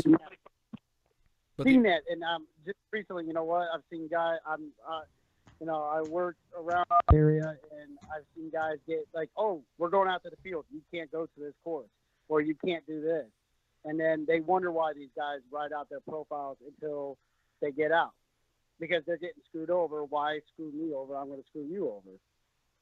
I actually had to come back from Iraq to go to the Master Gunner course, and I've seen guys I saw guys, and maybe it's different in every unit, but in the unit that I was deployed with the second time, they were sending guys back to go to SLC and BLC and the Master Gunner course. But that wasn't the beginning though, man. Yeah. It wasn't the beginning. Oh fuck no, it wasn't the beginning. Yeah, in the beginning of Operation Enduring Freedom and Iraqi Freedom, officers were going back to go to ILE, to go to the commander's captain's career course and all sort of shit. Were these the same officers that were coming back and getting deployment patches, the shoulder sleeve insignia for formal wartime service? Oh, of course. Come on, dude. They're officers. They got Kuwait. They got to get their lickies and chewies, man. In Kuwait. Now, I've spoken to several of the officers that are in the staff right now that fucking are blown away when they come out of their service course, like they just graduated ILE or they graduated SAMS. Which is where all the planners go to, and they come back and they just tell me in shock of how many slick sleeves are out there. Well, fuck you. What deployment? What combat zone did you get your patch in? Spartan Shield, motherfucker. Exactly. And so caller, where are you at, man? I'm down here at Fort Hood. Oh man, you're in the hood. Ooh, the great place. Ooh, the great place. Yeah, you don't have to give us your unit because fucking every time we do a story on 3CR, fucking everybody goes nuts trying to fucking find out where Jose is at, or they try to find where I'm at, or where Mike Golf is at. So yeah, once again, I am not Jose. I don't know who Jose is. Exactly. Stop asking. Jose is actually a real person. Everyone's like thinking that he's some anomaly or something like that. So how long you been at Hood? This will be my second time around. That's what I'm talking about. Do you like it? Oh yeah. Yeah. I'm quite partial to Hood.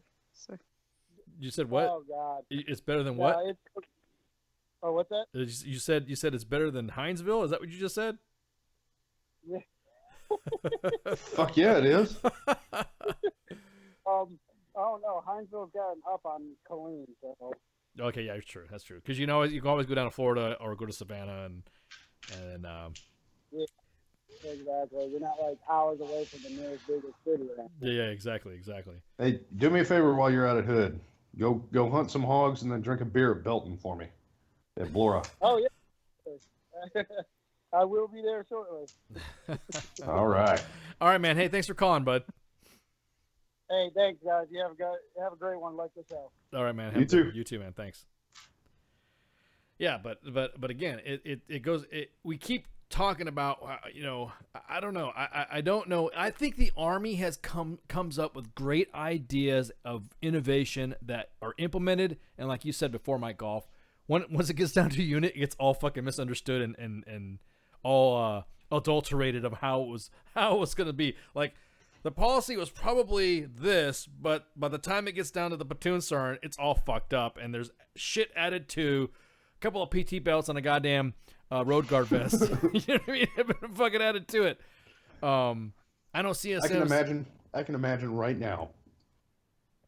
Think about this, because we talked about this last week, right? The parade. Mm-hmm. There are commanders losing their shit right now. Mm-hmm. I want all the fucking tanks, 1020 standards, and I want you to armor all the road wheels.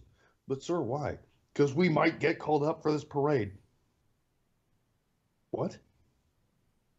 You know there's commanders and sergeant majors out there doing this shit. Yes. You know it. These are commanders and first sergeants that were the same ones that were thinking they were going to deploy when 9/11 kicked off. Yes. These were the same commanders that making their soldiers jump through fucking hoops right now because of a rumor. Correct.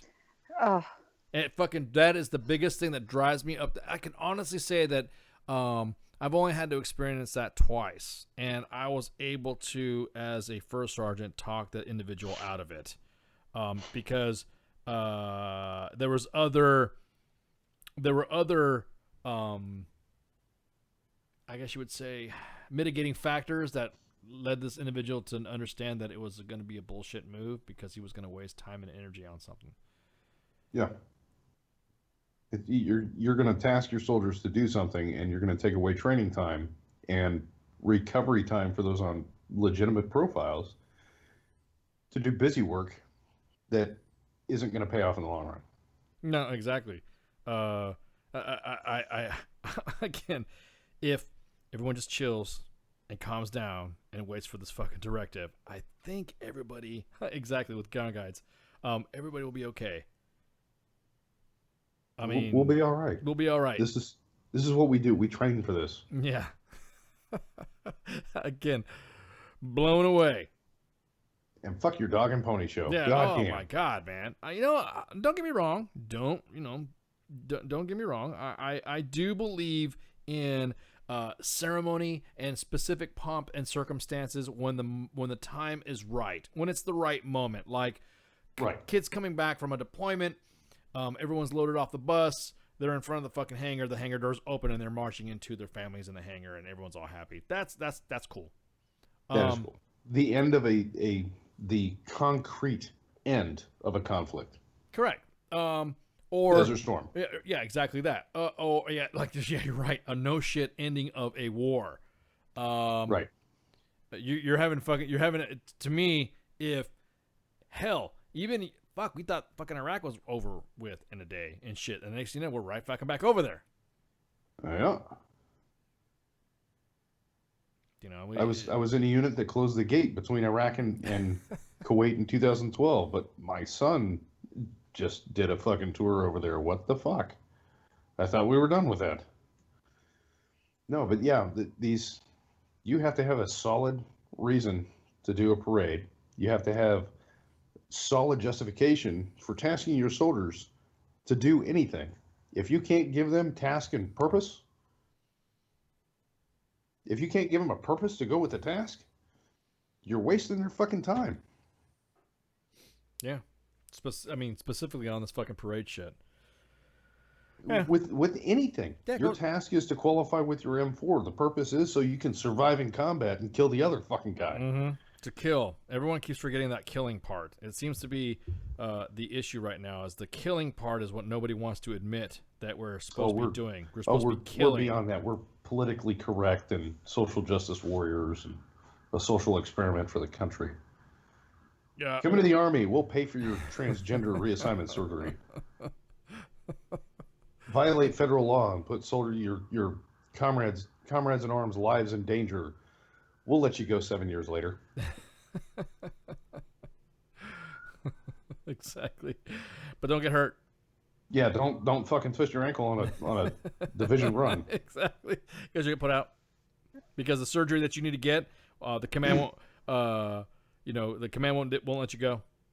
Yeah. Well, the commander that has a degree, in social science like me gets to decide, not the doctor. Yeah, exactly. Right. Exactly. The commander who got a fucking engineering degree, or went to, exactly that. Oh my God, I can't wait for the commissioned officer that comes into the Army with a bachelor's degree in gender studies. Oh my God. I bet there is some. I bet you, if there isn't yet, there will be soon.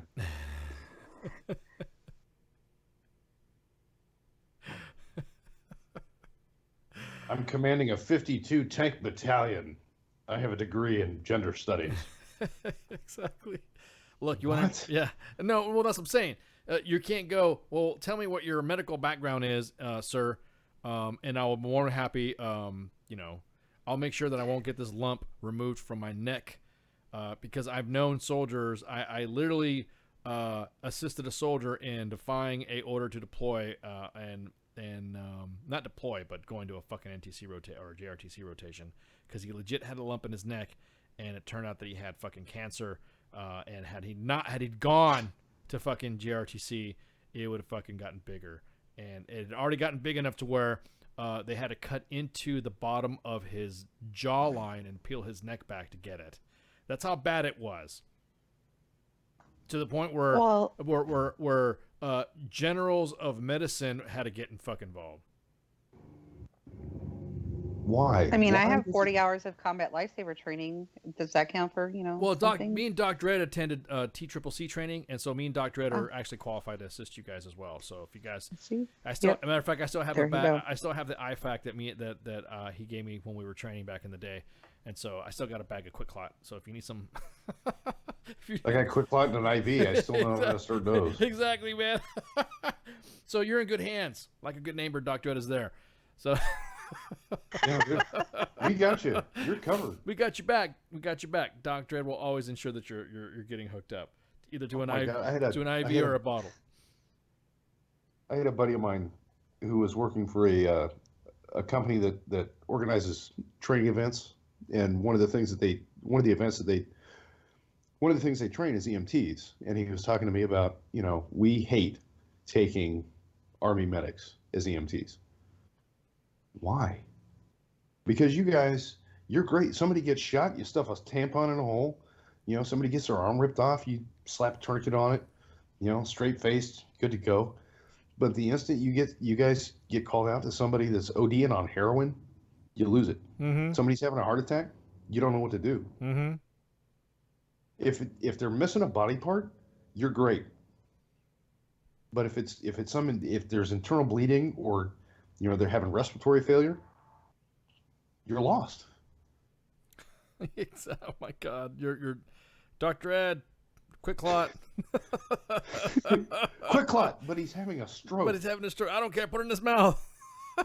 It's gonna make it worse. Yeah, exactly. Oh man. So, but the point is, be humble. Know what you know, and know what you don't know. If you're a commander, don't dictate the medical policy for your company. Yeah. Or your battalion. So do you think, that if the Army would to actually, I don't know, give a fuck and talk to the soldiers and and it's just me, I'm saying yes, but I'm just asking you, that they would actually dig deep, that would be surprised at how much commands are fucking their soldiers over when it comes to their injuries? Yes, absolutely. I think, especially in my experience, again, excuse me, the PAs and the company commanders specifically are in each other's pockets. From what I saw, when I've got a company commander or telling me, suck it up, rub some dirt in it, do this PT test, and then go see the PA, and then I go to the PA and he says, it's just a grade 1 sprain. Well, fuck, dude. It's been a grade 1 sprain for the last 2 years. Mm-hmm. And then I PCS somewhere else, and I talk to a podiatrist, and he says, no, we need to do a nerve release and clean out the joint. You've got arthritis, and you've got a lot of dead tissue in there. It's more than a grade 1 sprain. It kind of tells you, I was treated differently between 2 different installations and 2 different PAs. And the difference was, a FORSCOM unit and a TRADOC unit. In FORSCOM, they're forcing the command to take you with them. You see what I did there with the pun? Mm-hmm. Yeah, indeed. and in TRADOC, they trust the doc. Correct. I've been on staff in enough command and staff meetings where the PA is there to explain every single profile and why they're on individual profile.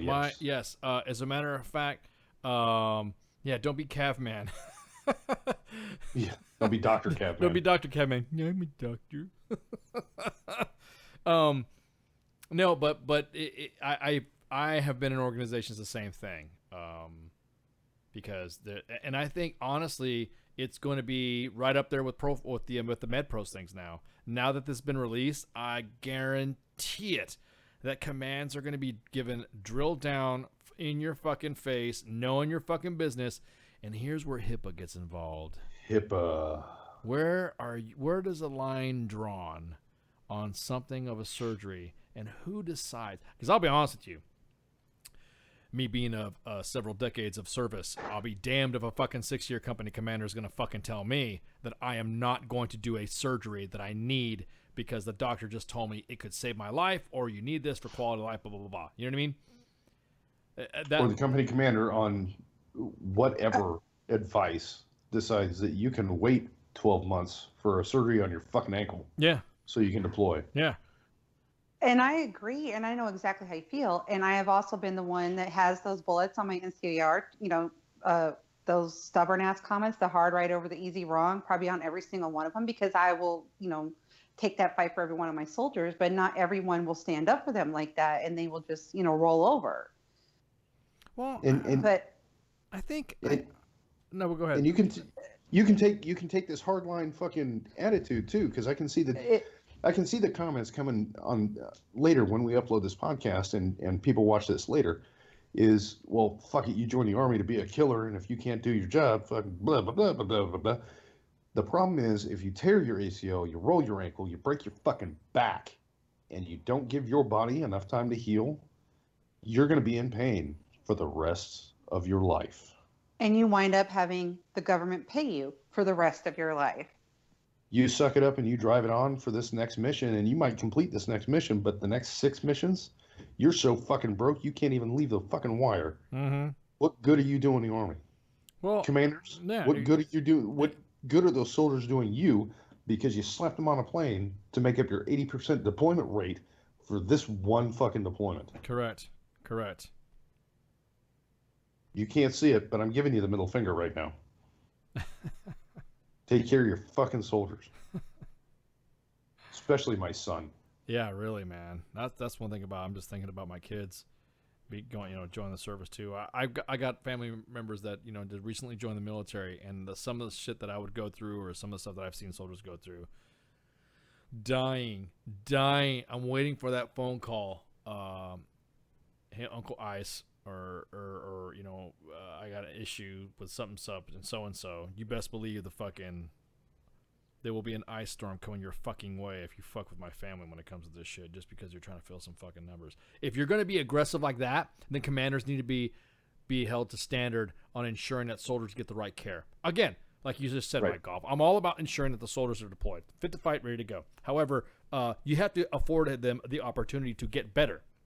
If you don't, then you're failing as a leader. If they can't support your mission in the long run. Correct. If you can't get them better, and then yes, they are deemed unfit according to the regulation of standards of military fitness, then of course I am all in support of, because again, like you said, we kill for a living. We're everyone's got to punch their fucking ticket. Everyone's got to be in a deployable unit, and I was kicking and screaming leaving a deployable unit to go to a fucking staff job. Fucking it pissed me off. Yep, I was the same way. So, but you got to punch your ticket. They even say, well, you get this rank and you got to punch your ticket. And I'm like, motherfucker, whatever. So everyone's got to do their specific positions. Everyone's got to do whatever. So I get it. I do get that there is a level of responsibility or a level of conduct as a non-commissioned officer or an officer when you're on mission and you're deploying or you're going to deploy. Then yes, fucking knock it out. But if you can't deploy, because your job obviously is to deploy anyways, then of course. But again, give the fucking soldier a chance to get healed. Don't deny soldiers their opportunities to go to get these surgeries to get them back in the fight. Put them in the right world-class athlete bullshit that you say, you know what? There's soldiers that are in the Army world-class athlete program that are never fucking deployed, right? These are the guys that, that are in the fucking Olympic teams. What about those fucking soldiers when they get fucking hurt? What happens to them? As a matter of fact, what was it? Emily Watson, that fucking chick that was doing the luge in the Winter Olympics? You're off the Olympic team. You're off the Olympic team. You're on profile. See ya. TBI. You want to play that policy? I personally think those units should be fucking deactivated anyways. Like the Soldier Show, the Tops in Blue. Oh my God, yeah. Those things are slots that can be given to soldiers that are given to units that are needed, and that way can be filled in with good soldiers. I don't need a fucking saxophone player, goddammit. I need somebody who can carry a fucking gun. Or a weapon, I'm sorry. Or fire a gun and shoot a weapon. How's that? So, exactly right, Al. Commanders aren't supposed to say anything about fucking medical. But the commanders do, man. So, shit. Fuck, it's already at the top of the next hour. Fuck. Shit, fuck on the last hour already. God damn it. There's still more shit we gotta talk about. So, I know. Oh, man. All right, so we're gonna take a quick break, do some profile shots, and then we'll be back. Damn it. You took mine. Shots. Shots. Mine too. Well, it definitely is all about the visuals, although pretty sure it's illegal. This station is now the ultimate power in the universe. I suggest we use it. The voice of U.S. Army, WTF Moments. This is WTF Nation Radio. I find your lack of faith disturbing. Everything stated on WTF Nation Radio is to be considered the opinion of the person that stated it, and not an official representation of WTF Nation Radio or U.S. Army WTF Moments. Price does not include tax, title, or license. Some assembly required. Each item sold separately. Batteries not included. Objects in mirror are closer than they appear. If conditions persist, contact a physician. Individual results may vary. Keep out of the reach of children. Avoid prolonged exposure to direct sunlight. Keep in a cool, dark place. And please enjoy the show. Shots.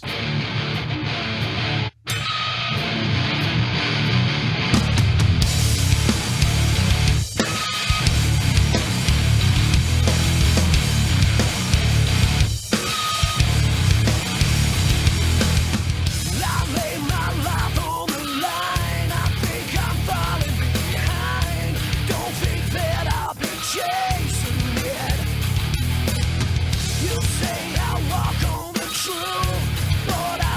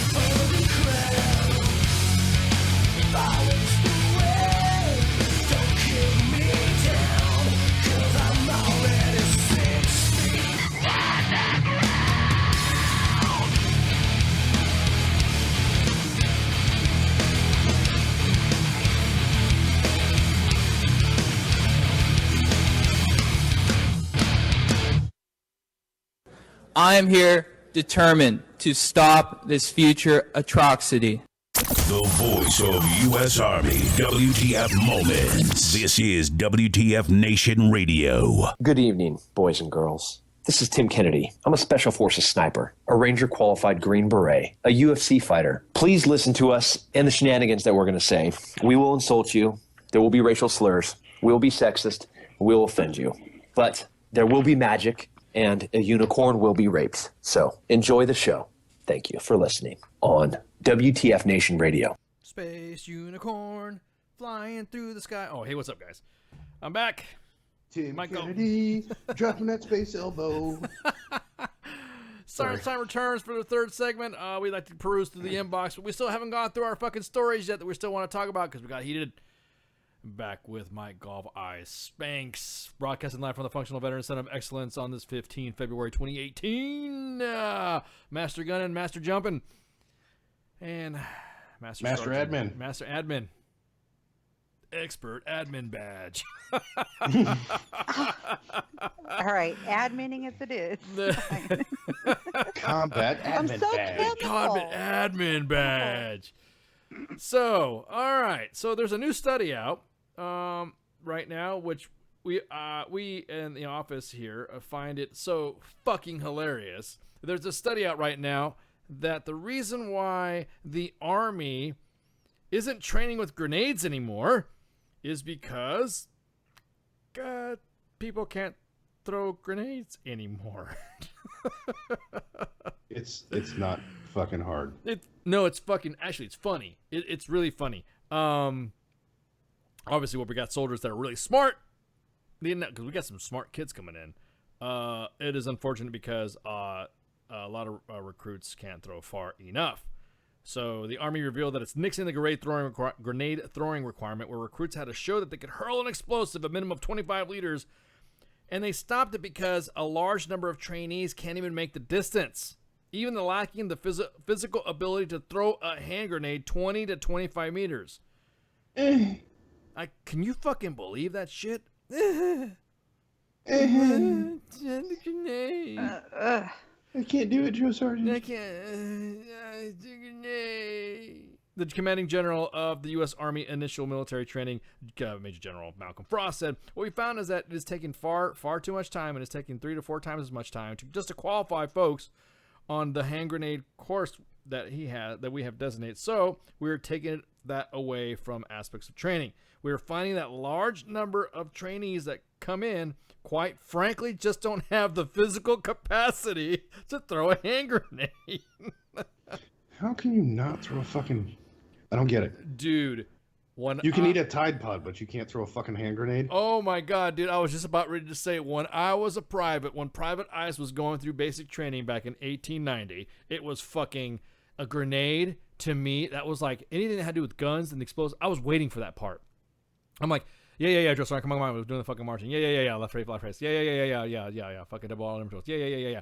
But as soon as it came to fucking U.S. weapons, yes, firing the M72A1 Law, the M136 fucking AT4, firing all those shits, setting up a fucking claymore and charging the fucking, blowing a fucking claymore, and then finally the granddaddy of them all, throwing a fucking frag. That goddamn pulling a trigger on a 120 millimeter gun. Well, I mean, but anyways, yeah. But you still you didn't throw a frag when you went to basic? Fuck yeah. Oh, we still had the X's and O's. That's what I'm saying. Yeah. So you threw the fucking frag, and I guarantee it. When you have the possibility of your hand getting blown off, you're throwing that motherfucker. You're throwing it. Chucking that fucker as far as you can. I was told that this is not fucking baseball. You're not throwing from left field to the home plate. You need to throw at the top. Because I was throwing it over the motherfuckers. I was like, oh. I was doing the same thing. I was trying to hit the fucking tree line behind them. Exactly. I was hitting the berm. Get that motherfucker away from me. Yeah, exactly. I was like, my hand's going to blow off. Here we go, bro. And come here, Private Eyes. You need to throw that shit again.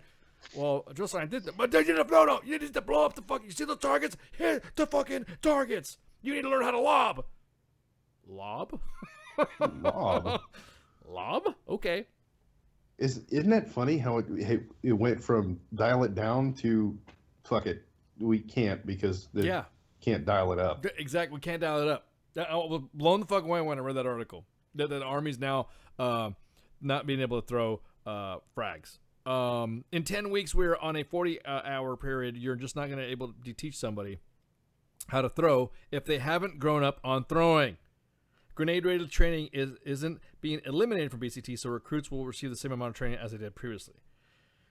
Just because we took it off as a graduation requirement doesn't mean they will not be conducting hand grenade training. They're just going to learn the technical aspects of the hand grenade. What technical aspects of it than a fuse, a safety clip, a fucking ring, and throw, right? Well, there was the part where, they like shoved them into your chest and, made you hold them real tight. I remember that part very specifically. Yeah. I mean, yeah, exactly that, Al. I threw that motherfucker. I was like, my hands like it blown off. That part I remember. They're going to learn all aspects of technical hand grenade. They're going to learn the tactical employment, and they will throw a live hand grenade. The blast radius of a hand grenade obviously is 15 meters, when a 25-meter throw being considered a necessary distance. Some have even questioned either removing the grenade requirement was an accommodation to female recruits. Now, I'm glad this article came up because I spoke to some female soldiers. I spoke to some female infantrymen, or infantry soldiers, females that are infantry. And I've even spoke to some friends in the special operations community that are females. They're telling me that guys coming in now are sucking on PT compared to the females. Well, there goes your gender superiority complex. Yeah, exactly. I mean, God. So now I guess throwing like a girl has a whole new meaning because at least women can throw frags. You know what I mean? Yeah, no shit. What? What? Why are you going? Women? No, women? I just women? said, if any of y'all say throw like a girl, I'm shoving a grenade up your ass. Y'all didn't read my comment. No, seriously, I went, to basic, many years ago, and it was all females. No, not one of them had a problem throwing the grenade. Not one. Yeah, exactly. Out of 60 of us. Yeah, exactly. Not one of them. And see, that's what I'm saying.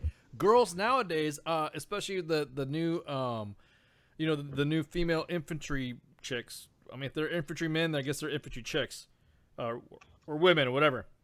Infantry soldiers. Yeah. Fuck, dude. When they were telling this, I had to call bullshit on it. One of them was even giving me stats, like from the schoolhouse and shit. And I was like, holy fuck. God damn, dude. I mean, dudes are actually sucking on this fucking task and shit. Either guys nowadays are just not, I don't know, maybe the dude factor of being a dude of, oh, I'm sorry. When I was a kid, I used to throw rocks at trains. Oh, maybe it's because we're single parents and we don't take our boys out to fucking throw come baseballs. on, whatever, dude. Don't even. Yeah, go dude. there. Then they'll like balls if you take them and throw balls. It don't matter, dude. Yeah, One way or another, someone's gonna become gay. Totally not where I was going with this, but yeah, I get what you're saying. Infantry its. Is that what you call them? Infantry its? No, dude. It's infantrymen. Even for the women, because No. it is not man as in not woman. It's it is man man as in mankind. I got you. Which would be the inverse of which would be femalians. Right? I think there's a porno called that, actually. Send the link. But we're trying to understand the difference between that. They can throw the fuck yeah. They can throw they can throw the fucking hell out of a chancla, but not a grenade. No, we're talking about We're talking about guys and gals. Gals don't. Women soldiers are the ones that are not having the issues throwing the grenades. It's the dudes. Well, that's because we live in a society where aggression is bad. Yes. And we have to be sensitive to other people's feelings. And we spend so much time cultivating those character traits in our kids that we don't have time to teach them to throw a fucking grenade. God damn it. Well, my kids have pine cone fights, and I love it. I like watching them. I mean, only because I'm weird like that. But I don't. My kids, when they do combatives, if there's an issue with somebody, or there's an issue in the family, and there's a family argument, or Baby Ice and Princess Ice are arguing about something, and then they both start arguing, I let them have at it. Dude, I'm not like a big.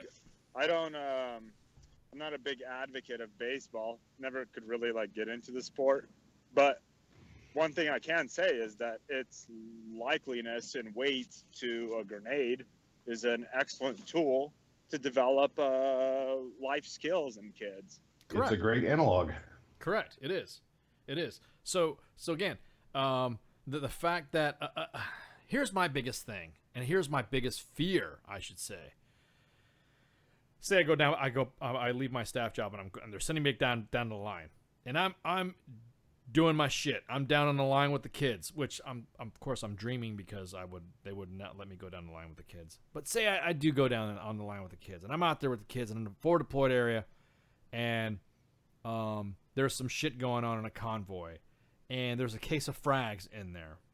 Okay, I know for a fact that if a soldier graduated basic training within the last 2 to 3 years, I would not want them to touch those frags.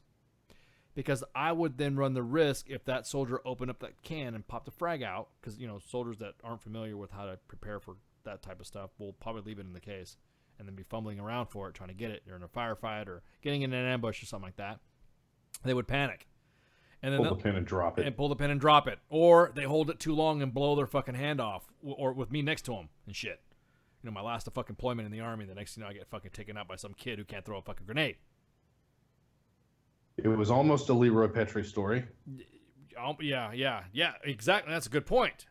Fuck. His story, Medal of Honor, where Leroy Petrie, holy shit, dude. He was getting ambushed, and a grenade came by next to him, and he picked it up to toss it back, and it detonated in his hand when he tossed it back. When he tossed it back to the enemy, he didn't toss it back. It just detonated and blew his fucking hand off. And he was still rendering aid, and he was still laying down some fire and rendering aid to a ranger that had become wounded in front of him. So I think in order to be comfortable with those like items, you have to be uncomfortable training. The thing that scared me when I was growing up in the Army was the Claymore, is because no one really taught me, and it wasn't until I talked to my dad. After he's like, the Claymore is your best friend. Just don't fuck with it when it's got a blasting When cap. you go to a Vietnamese restaurant, bring your Claymore. Exactly. You see my buckle here? Dad. It's got front towards enemy. Thanks, Dad. Anyways, rest in peace, Pops. The thing is, though, is that I was afraid until my dad said, you're going to be, when you fuck with a Claymore, and that's what he said before I went to basic training, he said, when you fuck with a Claymore, the Claymore is your friend until you put a blasting cap in it, because nobody likes a blasting cap in their ass, and it's going to go off. and I'm like, okay. And as soon as I went through my fucking manual of common tasks and my smart book, and the drill sergeant was showing us how to detonate, how to set up a Claymore, how to do the clicker-clacker tester, and all sorts of shit. And that's when he showed me that, come here, Private, there's a goddamn plastic cap. You put the plastic cap in the shipping plug, you put it around like that, make sure you blah, blah, blah, you put it right in its ass. I'm like, wow. Click. Got it. As soon as he said that you're putting it in the Claymore's ass, and I know exactly what he was talking about. They're like flashbacks of third grade. Exactly. Exactly. Going to Vietnamese restaurant for Veterans Day with Dad. Exactly. I can see young Ice with Vietnam vet Ice out in the front yard setting up Claymores. He did provide me with small manuals to assist me in those types of improvised. Anyways, so he fucking. Dude, you're absolutely right about if it's outside, like this kind of shit is abnormal for people, right? Correct. But for, anything, not just military stuff, but anything. The only way you're gonna get comfortable with it is by doing it. Yeah, exactly. Yep. And that doesn't include airborne operations, because that's static line jumping is retarded anyway, and you should always be uncomfortable doing it. Damn. Until you have a parachute malfunction, then it's not funny anymore, and then you're having Doc Madness looking over your fucking face saying, "Dude, that hurt." Anyways, right. So the point being, though, is that you're right. I mean, that was my whole point. Is that it's uncomfortable. Soldiers, when they're not exposed to something that's unfamiliar, they become scared, they become nervous, they become whatever. So I don't even want frags around the kids to begin with if they never got, because when you think about it, when you're getting it drilled in your fucking face all the fucking time in basic training, it becomes muscle memory. So it's no problem for you to be able to do it. That's what with us, learning how to fire an M60, learning how to fucking take down a fucking, an M2, learning how to fire a fucking, how to fire off a frag, learning how to fire off a fucking claymore. It became so normal. You didn't think about, hey, if I fuck this up, I can blow my buddies in half, or I can. So here's my question. I understand taking it out of the curriculum or taking out the requirement to graduate basic training. I get it. Drill sergeants only have so much time and so many tasks. They have to train to proficiency in order for these soldiers to be certified to be soldiers to go to their first unit. What is the problem with line units picking up on that training and continuing down the road? Well, see, that's the problem. There isn't. They should. They need to do it anyway. Correct. Yeah, that's what I'm saying. You don't fucking stop training. You're not like, hey, I threw a grenade in basic training and I'm fucking expert. It's like, puzzle says 8 to 9 years. I put it together in 2 weeks. Expert. Right. Like, no. So you still got to fucking do it. And again, based on my personal experience, I threw grenades twice in 21 fucking years, 2 times. Once in basic training, and once because we didn't have anything else to do, really. We were standing up the Striker Brigade, and we hadn't got vehicles yet. So they were just making shit up. Hey, well, fuck it, let's do grenade training. Oh my God! Yeah, dude. That's like the thing is it's not. You're not gonna have a fucking situation where it's like, all right, guys, of a fucking frago, pun not intended. We're just gonna use frags in this mission. Yeah, exactly. But when you do need frags, in my experience, which is a lot more than the fucking training, correct, is you end up going black on them before you're done fucking banana peeling into your first fucking safe place. Yep, exactly. Exactly. And you fucking, I'm not saying like, it's easy to overlook, and like the proficiency, to maintain proficiency on it. But dude, I've been in situations with like around infantry kids that had their orders. They were given fucking orders from their chain of command saying, you are forbidden from using your, like, I've asked the fucking infantry kid, like, yo, dude, give me your frag. Because I was already black on them. The kid's like, Sergeant, I can't. I'm not like, allowed what to. the fuck do you mean? Yeah, literally. They're like, I'm like, no, dude, give it to me now. Like, I will fucking, you tell them that I fucking told you to. Yeah, exactly. Like, we need it now. Like, we need some frags. Yeah, we need some frags. I mean, it was to the point where, I don't know what you're talking about, Doc. In my environment, frags almost became, when you go into a team room and you see like magazines and fucking rounds kind of like left over on a table or something like that. I'm not saying we were like that with our frags, but we were comfortable with them.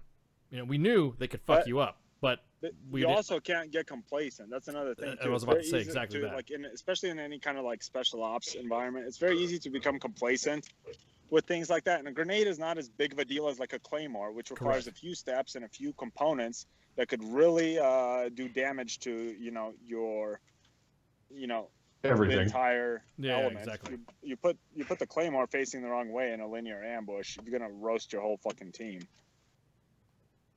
And that has happened, and that's been caught before it's happened. So I mean,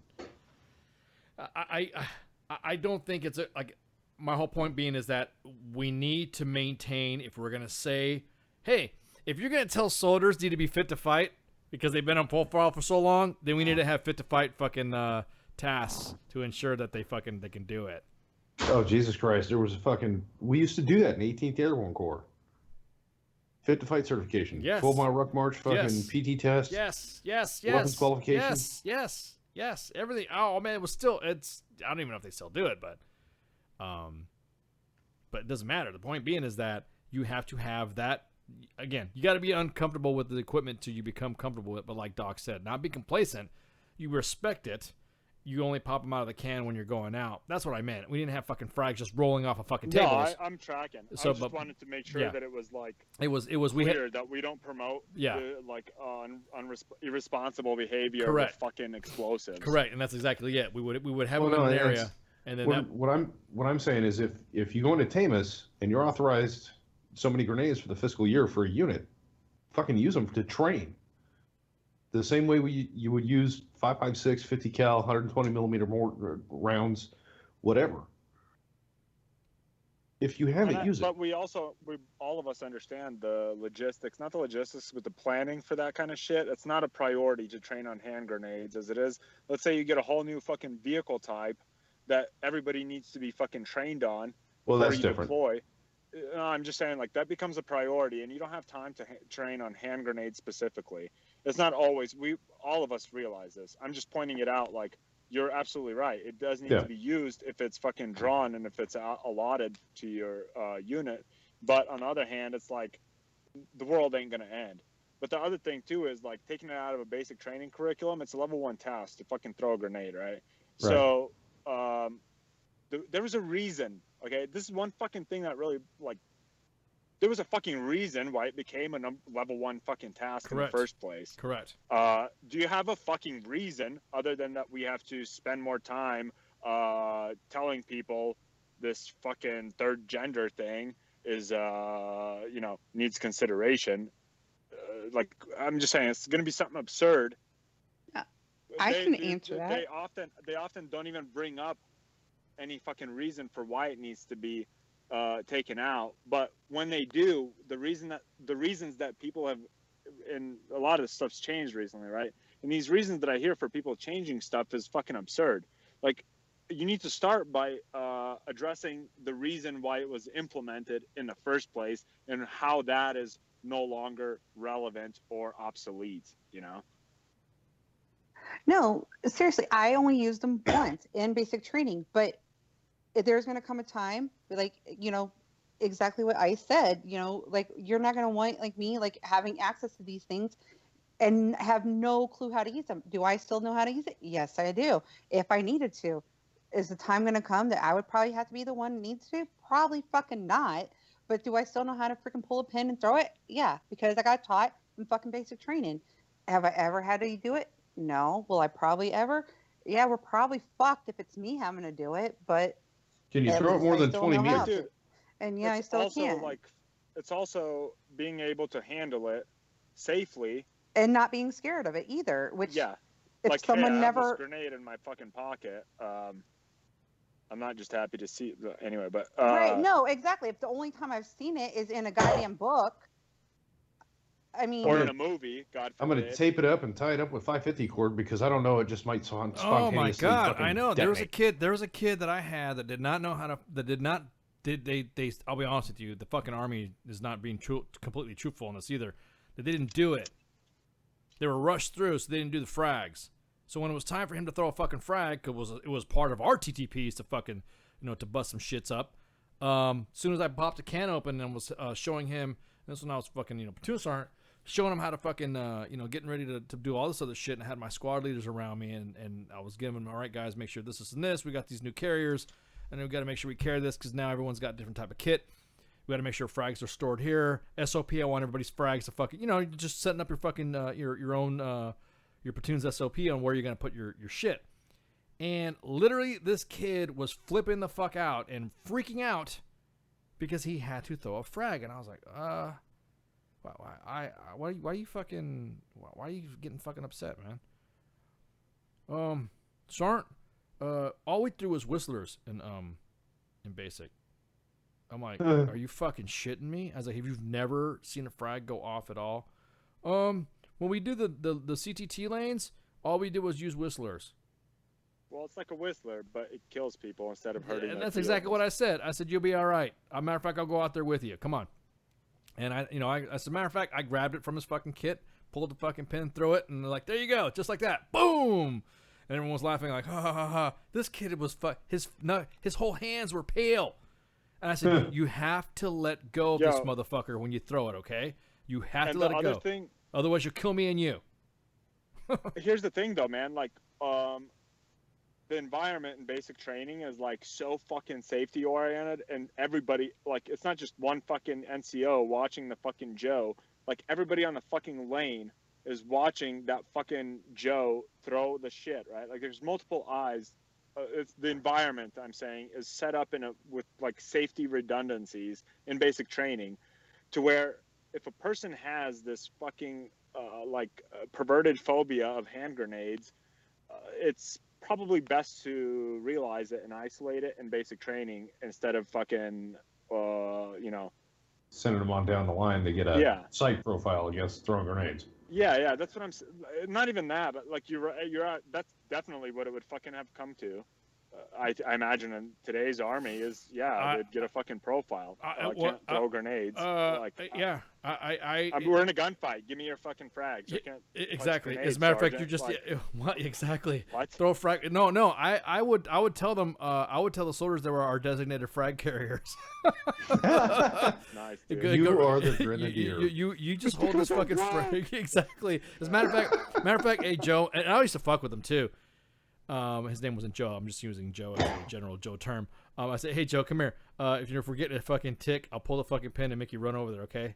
you get your kid on, you'll be good. I used to fuck with him. He would be so fucking terrified. Now, granted, with a deployment and then he was using frags, I couldn't stop him from using fucking frags at that point because you're Call of Duty. Fucking not only that, but we'd go into to do some clearing of a building. And instead of dropping some 9-bangers, this fucker wanted to throw a frag into everything. Oh, fucking toilet, blam! Oh, look at that other room, blam! Dude, we're gonna sleep here. Those are essential tasks, man. Like they're essential tasks for a fucking reason. They got put onto that fucking list for a fucking reason. And it doesn't matter if you're a fucking pogue or a grunt or whatever, man. Like, you need to fucking identify the people that are gonna be. Like, it's not normal for anybody to fucking throw frags at other people. It's not normal for fucking, I don't give a shit if you, like whatever. Like, there's going to be an outlier or two that, decided to join the army instead of the postal service, and they're going to be fucking psychos. But for the most part, people, they're not going to be fucking like, oh, no problem. Like, it's exposure. It's uncomfortable. There's like these confidence things in basic training built into it intentionally. And if people are unable to the environment is absolutely conducive to that, to developing these types of or to overcoming these fears and phobias, potential fears and phobias. Like, if they're not able to fucking overcome those fears and phobias in that environment, you want to identify those people. Correct. So they do not end up in a fucking line unit. Correct. Because God forbid they have to overcome that phobia when the shit hits the fan. Exactly that. And the bluebirds flying home at midnight, I don't think it's so much the phobia as it is the lack of physical ability to lob a grenade 20 meters. That's what's blowing me away, dude, now. That's mind over matter, dude. The only people in the army that should get a waiver for not being able to chuck a grenade 20 meters are tankers. No, dude. It should be. Because really all you got to do is get If you fucking tankers got to throw a goddamn grenade out of your tank, you're fucked. There's really... I mean, that's what I'm saying. The only people that should get a 20-meter waiver for a grenade is a tanker. No. So what I'm saying though is that you guys. All you need to do is throw it out of your hatch. As long as it clears the hatch, you're good. That's what I'm saying though. But think about this. I've ridden in an M1 Abrams, very nice ride. However, it's a pain in the ass to crawl up to a fucking hatch, to even stand up into the hatch and chuck anything out. Shit! I was a tank commander. I lived out of the hatch. Yeah, exactly. So this is the classical Hollywood. Some fucking Nazi climbs onto your tank and tries to drop a hatch. Yeah. Into your tries to drop a grenade into your hatch situation. That's why tankers are fat and called hatch plugs. Can't do that shit. But I don't know, dude. It's just fucking. Go throw a fucking baseball. Well, skip some fucking rocks. Well, something. I mean, again, it's just there's just some kids that just aren't meant to be fucking soldiers. Don't fucking graduate them then. That's because they've been throwing grenades with their right fucking finger on their PlayStation controller. Nah, dude. They hit the left bumper. I say fucking bring back the duck walk in MEPS. Yes. God damn it. Yes. And the thing is, you're right, dude. Like, some people just fucking aren't cut out for it. And basic training is where you identify it. You aren't doing anybody a fucking favor by removing the fucking standard in the first place in order to meet fucking numbers. That's true. That's how people get fucking fragged. Yep. Pun intended. Yeah. By accident. Yeah, by accident. They frag themselves. Yeah. There's no such fucking thing that, this generation of fucking homosexual loving Democrat fucking No, some of the recruits best. are No, not wait. Some able of the to throw fuck grenades. that. It's Some like, of the no, nope, dude. nope. You can teach anybody. If you could dodge a wrench, you could dodge a ball. One of Yeah, those type of exactly. things. Not to mention some gay soldiers that I know can fucking chuck a grenade pretty fucking good. You know what I mean? Dude, I talk shit about gay. Like, it's banter. I'm gonna reiterate it. Yeah, I of haven't done course. so during this today yet. But yeah, like, don't fucking. I'm not doing it to be offensive to you. If you choose to be offended, that's fine. I don't intend it to be that way. It's banter. You know. So make grenades great again. That's all I'm saying. Make grenades go boom again. I'm sorry. I honestly think that that should be the classics. The classic tools of soldier trade are frags, flashbangs, flexi cuffs, double basic load. That's what she said. Indeed. That's what everybody should. Load. The double basic, even at that. But that's the core. That is the core base model. I guess you'd say the base model soldier, because the Marine Corps does the same shit. Everyone does Marine Corps shit. Everyone is Marine first. Marine first. Man, dude. And any Marine grunt right now listening to our show just fucking like started eye twitching and well, because I'm just saying that foaming at the mouth. Well, no, because they're like, oh, raw, leatherneck, bill of wood. Like, fucking folks. Yeah, but why are you even talking about wooks? Hey, Marin Corpse, how can you gonna jump in the chat, Marin Corpse? We miss your banter inside the Facebook live chat.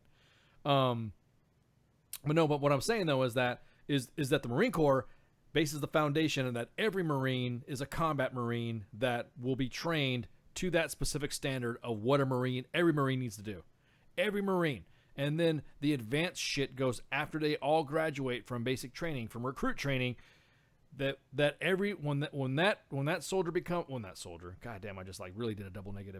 that recruit becomes a Marine, then that Marine, everybody knows that Marine will be trained to that standard, period. And then, if they're an Amtrak driver or LAV driver or fighter pilot or a fucking air traffic controller, everybody knows that they were a Marine first. I don't understand how difficult this is, that keeping the basic combat skills, because I'm telling you what, our threats are not going to be fucking dirt monkeys anymore. Nope. Yeah, we fucking killed all them. They're starting. I'm saying, because there's people that are watching us fucking get dwindled down. And I have a feeling that we're gonna get back to the big state actors again. You know what I mean? The country or something like that. Come on, man. That's never. Well, I'm not gonna fucking. Yeah, that's for conspiracy theory fucking session again. Exactly. So, we're gonna get Stank. Stand by. Hang on. Almost got Stank. No, is he coming in? Oh, there he is. There we go. Oh, there we go. That's what she said. Oh man. Huh? What's going on, guys? What's up, Stank? Not too much, man. Just enjoying the show. Picked up, on the conversation there, and you're spot on. In the Corps, they'll all brag. Every MOS will brag about how they are Marine Corps infantrymen first. Yeah, like you said, man. Well, except for the infantrymen, which will fucking call everyone else pogues. That's pogues, exactly. Yeah, of course. Yeah, but it's more than just the basic, then they'll run them through the equivalent of, an AIT school as well. And then they'll branch them out. Even the officers. But exposure is exposure, you know what I mean? It's one thing, exposure is exposure, but, I don't remember who it was. I had a Jedi Master in my not distant past, tell me there's no such thing as advanced skills. There's perfect execution of basic fundamental skills. Exactly that. And you got to practice Sure. that. Like, exposure is good, exposure important. You don't want the guy the first time he looks at a hand grenade is in a fucking when he needs to use it. But on the other hand, like the dudes that are doing it all the fucking time, they need constant repetitive exposure and training and practice of good execution of fundamentals, not just some fucking sloppy shit. But anyway, not to beat off the dead horse. No, I got you, man. And I was listening on Facebook Live there, so there's probably a little bit of a lag. You guys moved on past the topic, but yeah, I can tell you, I don't know if it's a good analogy or a good allegory, but I'm sure you're about a week and a half, 2 weeks ago, you guys read about the Russian equivalent of that of their A-10. He got shot down over there in Syria. Yeah. And shoot it out. Yeah. And then hit the ground, pulled this piece.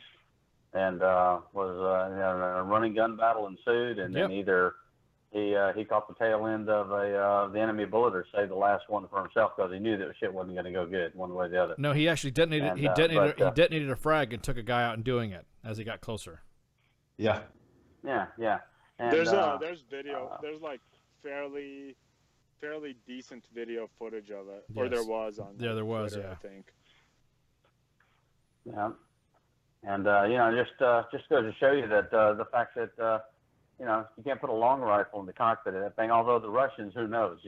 They might have an AK. I was about to say they normally do. They normally do. Yeah, they do. That's what the AKSU AKSU 74. The U stands for Ukorochene, which is shortened variant, right? Yep. And that's what it was designed for tank crews and air crew members. We call it the Bin Laden AK. Well, so you're definitely right on your Russian analysis. Yeah. Yeah, exactly. Yeah, but just even probably having that exposure to the fact that the guy just didn't get and of course some other Russian pilots, they got shot down over Turkey. That was almost 2 years ago.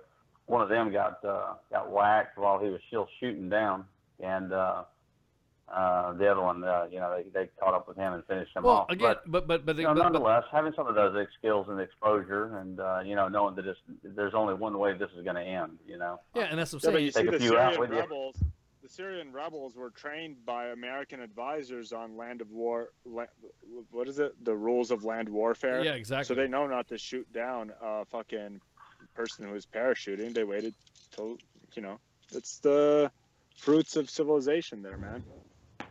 Yeah, but at the end of the day, let's just be honest. These Russians aren't exactly observing, the ROE. They're cluster bombing, civilians and children in those zones. They're not really taking the care that we would. Yeah, but a lot of shit that we've done in wars could be fucking worded. I'm just saying, like, nobody's innocent in a fucking war, man. There ain't nobody that's fucking innocent. I don't know. I think I know we're not innocent. Once you pull the fucking trigger, collateral happens, but, it's a lot different from in World War II where we're just fucking carpet bombing civilian, sectors to take the will of the fight out of the people. That was actually a technical strategy. No, I agree with you, but and how much, like, we've run fucking, this is like, I can't remember, like around 5 years ago, there's a big fucking thing about an AC-130 gunning down a fucking hospital, I think in Iraq. I could be wrong. It was Afghanistan. Afghanistan. Okay, yep. Afghanistan, right? But, Doctors Without Borders. But we're quickly like jumping to, because it's our fucking, our fucking gunship, like we're going to be more biased in the defense of it, looking for reasons not to villainize them. I don't think that, like, people are people, you know what I mean? It doesn't matter that the leadership of a certain country is going to put dudes in a situation that may not be justifiable, like invading Iraq. Some people still, to this day, even in our own country, say we should have never gone there. I'm not taking sides either way. I'm just saying it's very easy. It's very easy to fucking blame, like, leadership on, but the people are still people. A regular dude that's, a pilot in a Russian like bomber or whatever, it's not much different than an American dude that's flying an American bomber. He's not gonna want to fucking like, unless again, this is generally speaking, most people are not fucking like hell bent on fucking murdering a bunch of civilians and shit. And I don't know, man. I just the reason I think there's. I got it. And nobody's going to disagree with what you're saying to an extent. I just don't. It's just like, go ahead. Different culture, though, right? Different military culture. Yep. I mean, we get Like pounded into us daily. Yeah, I mean, if you just look at I mean, now granted, I don't think any of us have served a day in the Russian military. So, at the end of the day, you just take what I'm about to say with a grain of salt. But, when the government's like, hey, we're after the bad guys. Try to avoid some civilian casualties. But, if we're going to drop a fucking barrel bomb on a city block where we know there's 9 insurgents, but we also happen to know that there's a ton of fucking civilian tenements there, and they're all hunkered down and underneath their tables while the shooting hell is breaking loose. The Russians are kind of like, hey, yeah, but the rest of it is, it is what it is, Meanwhile, we're literally going through with five levels of authentication and verification. 30 and we still managed to potentially smoke a hospital.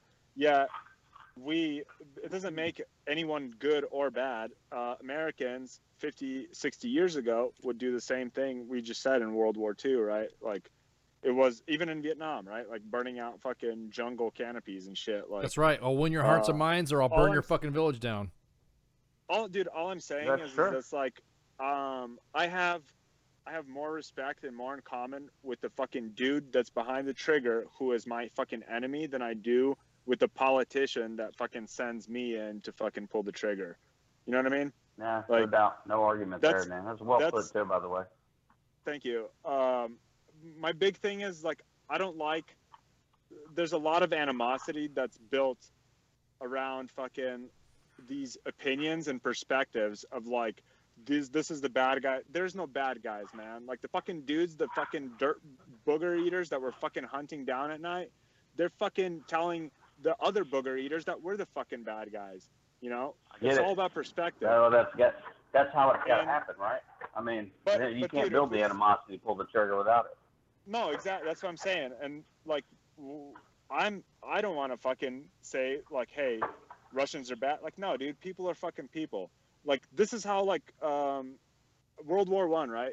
It fucking the major event that fucking started World War I was the assassination of Archduke Ferdinand, right? Correct. Right. By a Serb. That by itself would, unless there was already a fucking like if the environment wasn't ready for it, if the environment wasn't already on the brink of war, that would not have fucking put the world into war. But why, like, all these other things, this fucking animosities, these like cultural fucking taboos, all these things that people fucking say in the news, the fucking, like, the news, like, I don't fucking believe the news. Like, I watch some shit on Twitter, like a live feed from some fucking booger that gets blown up. I'm like, okay, that's like 80%. I believe like 80% of that. It still could potentially be photoshopped, but I'm not gonna take it for like, unless I'm there. It doesn't fucking, and it's kind of shitty actually, because if I'm not there, it doesn't directly affect me. I'm trying to avoid making an opinion on it. Well, and hear me out what I'm about to say here. Now this is important. I don't think when I made that statement that I was actually singling out necessarily, even though it was one individual in a cockpit who ejected and knew that he was going to be in a fight for his life, and it was probably only going to go one way. Right? This isn't necessarily. But again, let me come back to the culture. Those are facts. Those are facts. You were right, though, dude. I just want to say you were right about that, and because I have a personal bias for like the like actual like Russians were the area of responsibility where I used to work in, and so it actually like. My response was biased, and I do believe that I may have made it even personal towards you, and I did not mean to do that. No, you're totally good, man. You're good, man. We go way back, so it's cool. But anyway, I mean, the point that I'm just stating is that culturally, I think that it's grounded to us in the U.S. forces, to take extra care. And morally, I don't think that we have a unique standpoint on this necessarily. You know, I'm pretty sure it's exactly as you said, that there are Russian soldiers over there that are like, hey, man, I don't be killing a bunch of women and children. But command says, hey, just put that fucking barrel bomb right there in that fucking center of that block, and we'll just let the chips fall where they do. But at the end of time, I guarantee you we're going to get at least those 9 insurgents that are causing this grief. And so what that does is for the indigents that are on the ground, yeah, you're not exactly going to get any sympathy from them, you know. And you know, it is what it is. And it's the human condition. You called it. And, you know, but just from a military cultural standpoint, you know, it's a little bit, I believe that from the U.S. standpoint, it typically tends to be anathema to not consider. It's the equivalent of saying, hey, that dude, the guy who just shot up that liquor store, is in that crowd of about 10 people. Just start spraying in there, and eventually we're going to get him. That would appear, at least on the surface, to be the Russian culture, military culture, you know. Whereas our cops would be like, no, man, there's fucking innocent civilians all around, and we can't fire into that crowd. Yeah, and you're absolutely right about that. If we look back on like the history of Soviet-Afghan war, that was the fucking strategy, was like annihilation strategy, where they would fucking destroy villages. Yep. And now also, right. but against the rules of war, we also know that just flagrant and wanton retaliation strikes are a no-go.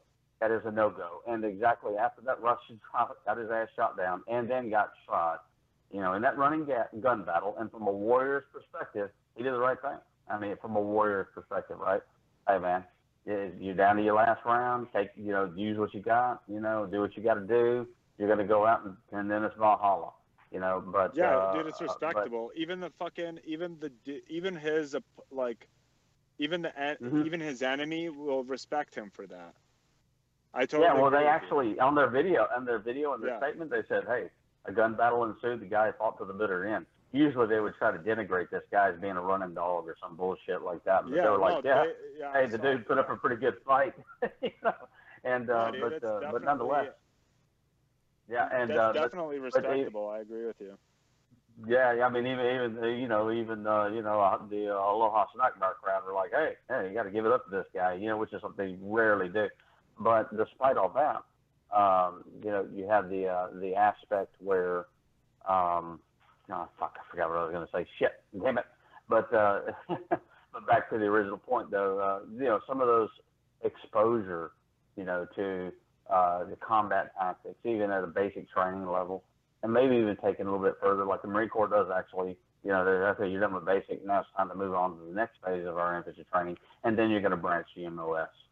You know, it's a good deal. Oh, and other news, and then I'm going to let this ride, and because I know Ice is looking forward to wrapping the show up because his old ass has got to go to bed. Love you, Ice. Love you too, man.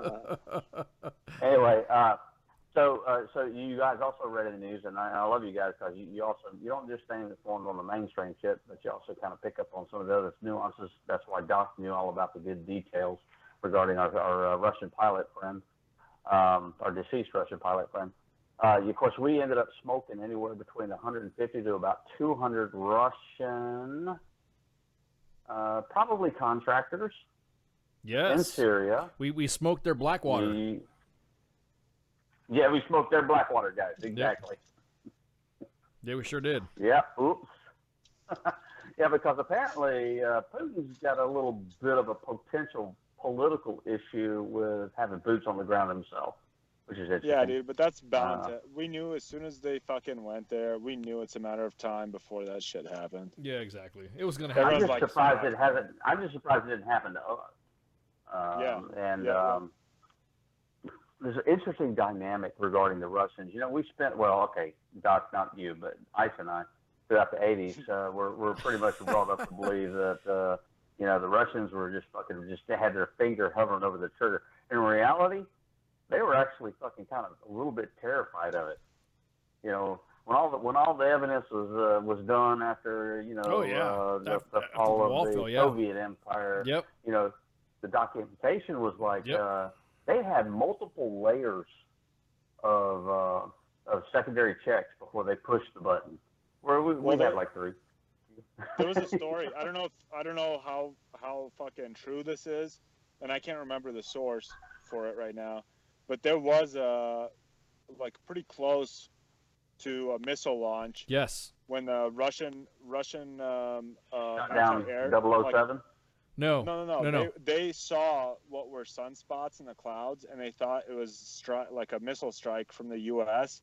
And the dude, like the officer in charge of the watch on the Soviet side, he fucking disobeyed his SOP, like standing orders, to wait an extra few minutes, because he was like so anti pulling the trigger on their retaliatory measures, and it ended up being that if he would have followed orders as he was supposed to, he would have fucking launched nukes. Yeah. Over. My dad told me about this story. Ghost. My dad told me about that story and shit.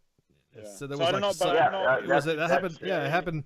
No, it happened. It was in 1967, and they fucking. I guess there was a fucking solar flare or some shit like that happened. Yep.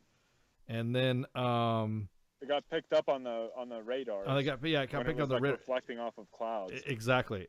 So Yeah, that's because still to this day, the Soviets used a side scan type radar. We have satellites, and the Russians might now too. But we have satellites that are also observing ground base, and they're looking for the flares for the missiles, and then they can actually track from the plumes. Yeah. The Russians still continue to use over the horizon type radar, and so when they're looking over the horizon, and suddenly they see something peek up, and it matches their profile that they've defined as a missile launch, that is their first indication of a launch. That's what I'm saying. Is like they. Yeah, people are that's exactly people. so. Nobody wants the fucking nuclear war on either side, and we just need to fucking rely on, like, deep down, dude. Like, yeah, I fucking sometimes I have no faith in humanity, but at other times, dude, like, I watch the like Discovery Channel, some kind of fucking like feed African orphans shit, and like I really get off to it. Like, not in that way, but like. It reminds me that you it's got okay a cat to sock be under human. your recliner. Okay, no, okay, no, I totally get you. I get a little broke up about it.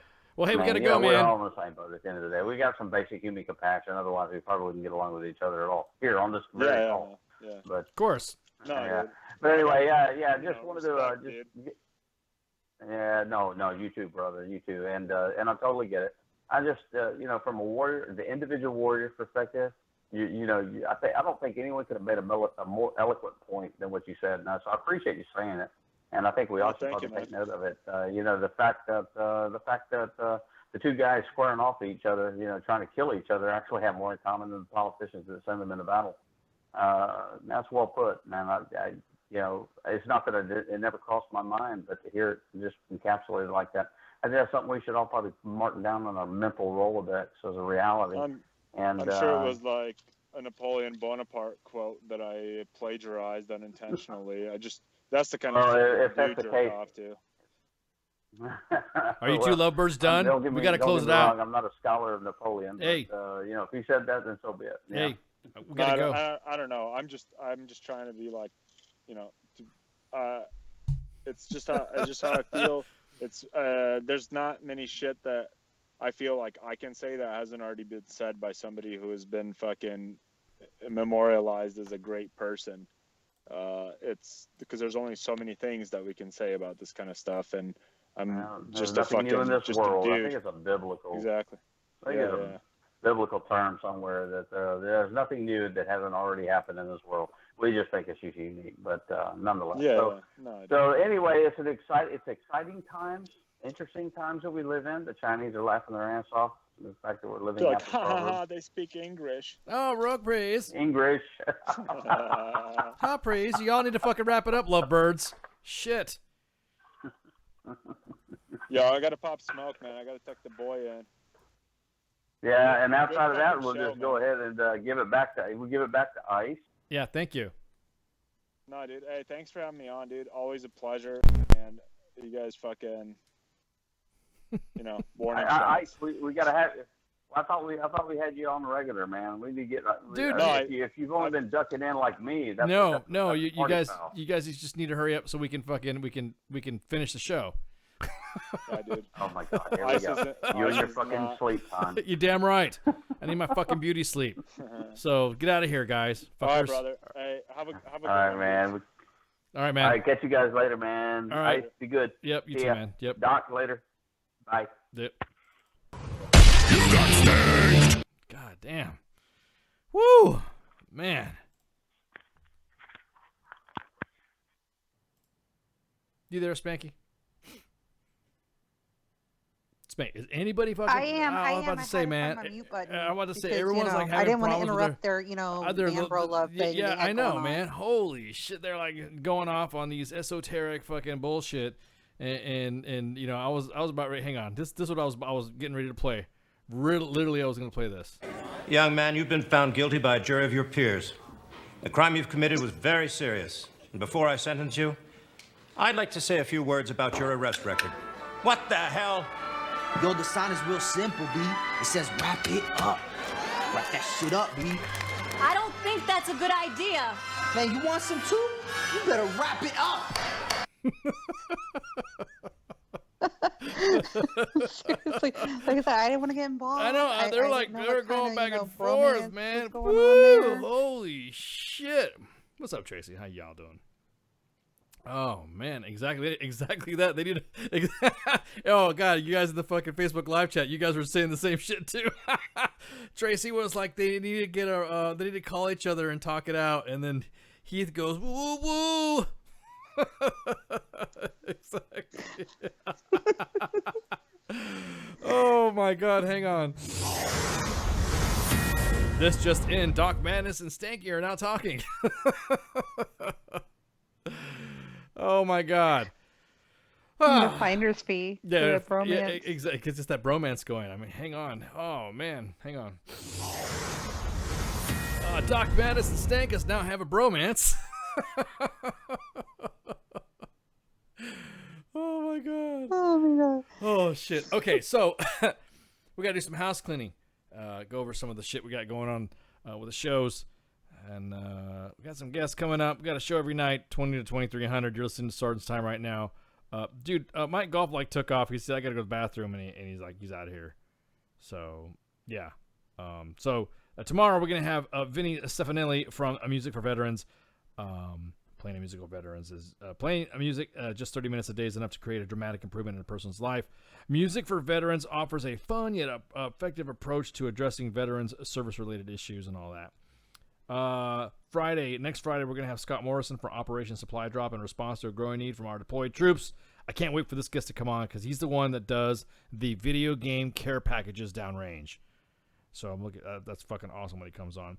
So Operation Supply Drop is a direct reflection of those of listening to those that we serve. Tens of thousands of active duty members are receiving care packages courtesy of their generous gaming partners. And then next Saturday we're going to have Gina Ruggiero from Creative Drill Sergeants. It is a program that is involved with wow. Well, you guys got like a okay. So, anyways, trauma healing interventions begin with the four connected components of their mission statement, which help prevent homelessness and suicides among veterans that can lead to a successful integration into civilian life. And then on the 27th, we have Tony from the Service Women's Action Network, SWAN. Tony is the director of communications at SWAN, where she leads SWAN's public affairs efforts. She served as in the U.S. Army from 2001 to 2008, working as a military journalist and public affairs NCO. Served in Iraq and embedded in various units during day-to-day missions and combat operations. She's experienced in media relations and provided media training for military officers and soldiers, escorted international journalists in combat zones, and provided media facilitation. Guys, I apologize for my skipping my words because I presented a glass earlier in the chat of what I've been partaking in. And so I'm partaking in festive beverages. Mm-hmm. Mm-hmm. Yar, ready to fight tonight. So we got a show every night, 20 to 2300. Tuesdays and Thursdays we got the taco truck. Today's Sergeant's Time. Tomorrow we got Friday Night Freedom. Saturday we got Saturday Night Savagery. Sunday with the Stoners. Monday edition with Ice and Flash. And Tuesday with Tied Up Tuesday with Minx and Grey Cloud. And Wednesday's our Donza Training Holiday. Back to your Thursday. It's Sergeant's Time. Thanks everybody for coming on. Shit. Anything else? Am I missing anything? What was Wednesday again? Oh, Wednesday is a training holiday, or sir. Donza Lonza. So yeah, I mean, come on, everyone, just don't need to be breaking balls on the guys. And hey, the guys want to talk. We have our we have our fans that want to talk and all this other shit. So I'm just breaking balls on what is that? I don't know. Well, we didn't wrap up the last 30 minutes with an extended advert for T-shirts and monogram Ranger shorts. Yeah, I am liquored up, Philip. I'm liquored up, but I actually have to maintain my professionalism as I am partaking in refreshments. Otherwise, the boss doesn't like it, and our fans don't like. Oh man, I have not drunk radio in a long time. I think the last time we drunk radio was when me and Jay Reddy did our last rave. And we would. Yeah, and I'm wearing Ranger panties, so we got it all covered. Exactly. Ooh, Ranger panties, banging with some Ranger panties. Woo. We get all the bases covered. Yeah, all the bases covered. What am I drinking? I was drinking Captain Morgan's Tattoo, imported. Yarg, get ready to fight tonight. Yarg, ready to fight tonight. Yarg. So, as a matter of fact, that was the last time. The last time I had gotten really drunk radio was with Jay Ray. We did. Oh my god, we couldn't. My sides were sore the next day because we were laughing so fucking hard when we were doing that. Yeah, that's an ab workout. My god, it was fucking hilarious. That was fucking good times. I was gonna say something else. What else was I gonna say? Covered that. Covered the guests. Covered the schedule. Covered whatever. Oh, and don't forget our partners. We have War Horses for Veterans and the Veterans Report. Jim Cannon broadcasting out of Pittsburgh. Terrestrial Radio. You had listen on the show on Saturdays on WTF Nation Radio on the main page as well. At 1700 Eastern Standard Time on Saturdays, Jim Cannon gives you the Veterans Report, giving you all the veteran updates, and has an excellent website at veteransreport.com. Don't forget to listen to all of our multi-platformed different medias of whatever. If you just want to chill, if you want to mixer and chill, and you want to listen to my voice while you're chilling, doing some stuff, playing some games or whatever, you can jump on the Mixer app, or you can go onto your Xbox One. I don't even think anybody has 360 anymore, but go on your Xbox One and go on to the Mixer app on your Xbox, and you can hear us throughout surround sound or whatever device you're playing through. And then it's got a .com/WTFNR for Facebook, WTF Nation Radio /WTF Nation Radio on Twitter, Instagram.com/WTF Nation Radio, and then I think we're about ready to do some other shit. Oh yeah.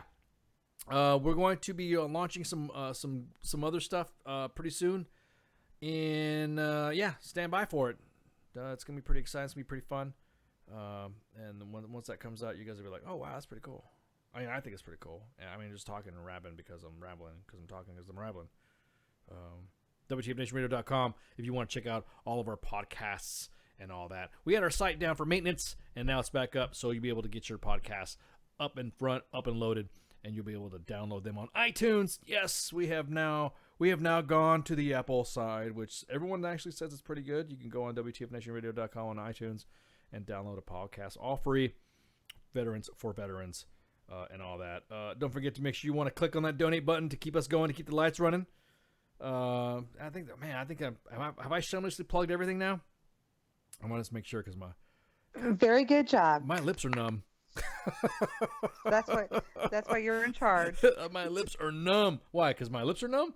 No, because you did a very good job and you plugged absolutely everything. I'm ever so proud of you, and you get extra snacks. Oh, that's what I'm talking about. Ooh, tacos! Hey, just want to say real quick, happy birthday, Nate. You're now a teenager. So, a member of the WTF Nation Radio family. Just turned 13. So, happy birthday, kid. Because you're all fucking kids to me anyways. I don't give a shit. I'm old. I get to say that. But I think that's it. Shit. Fuck, I don't even know what to say. What am I going to play? Here, let me see. What am I playing here? Let's see. What's this? Oops, wrong one. How do I turn this off? doing, have you? Hello, I need to speak to somebody who can speak Chinese. Wrong button. Who are we calling? Yeah, I was about to say, oops, I didn't mean to do that. So, again, hey, thanks for coming on. Mike Golf, Doc Madness, Masters of Jumping, and Masters of Gunning. This is SGT'S Time with Ice, Mike Golf, Doc Madness, and Spanky. So, y'all have a good night. Have a good weekend, by the way, because it's a 4-day weekend for some of us. And, see you. Shots.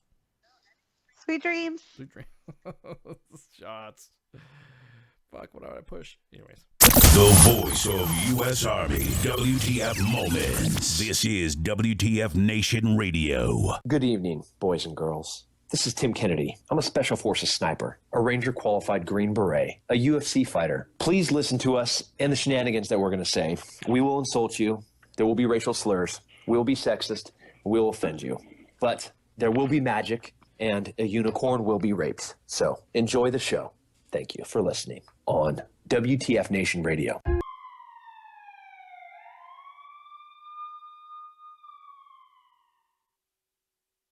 Blue, but it's true, I know, cause I see it every day as I work and I sleep the day away. Like you I have pain and like you I have fear. Can I pay all of the bills and still make it through the year? Will I make it home alive? Should I pray to the sky every day and every night? Will I hold you by my side? But in the public eye, I don't even have a heart. A robot of the system moving only when I'm told to start. Rip apart my art, I'm strong like a flower blooming. You got it all wrong, I know like I'm breathe, I breathe. And like you see, I see. And like you need, I need. And like you bleed, I bleed. Don't treat me like an object, I'm tested and proven. Mind, heart, and soul, I'll always be a human. Like you breathe, I breathe. And like you see, I see. And like you need, I need. And like you bleed, I bleed. Don't treat me like an object, I'm tested and proven. Mind, heart, and soul, I'll always be a human. Call me a vet like a soldier. Green Beret, 21 gun salute, don't wanna see the day. In the constant war zone, in the home of the brave, where they hate the police until they saving the day. I got kids like you, a mortgage like you, so blue lives matter, and so does yours too. All this separation and divide, open your eyes. If you cut us all open, we the same inside. The only difference is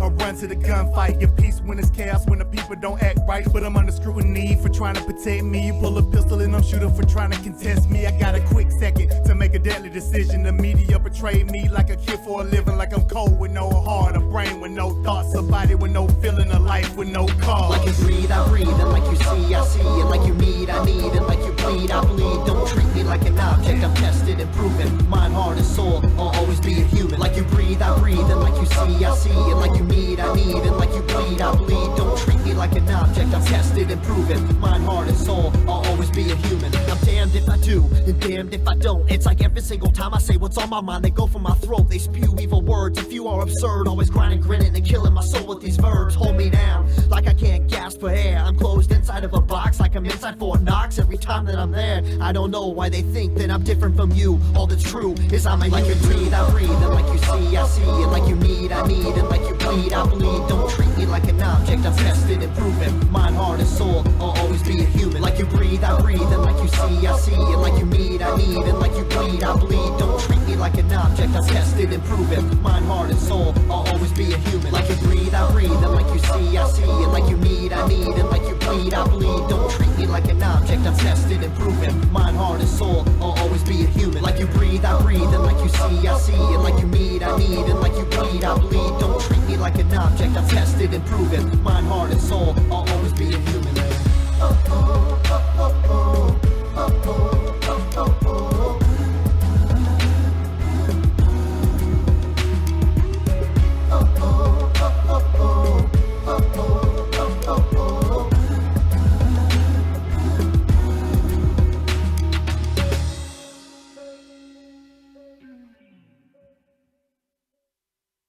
The voice of U.S. Army, WTF Moments. This is WTF Nation Radio. When the la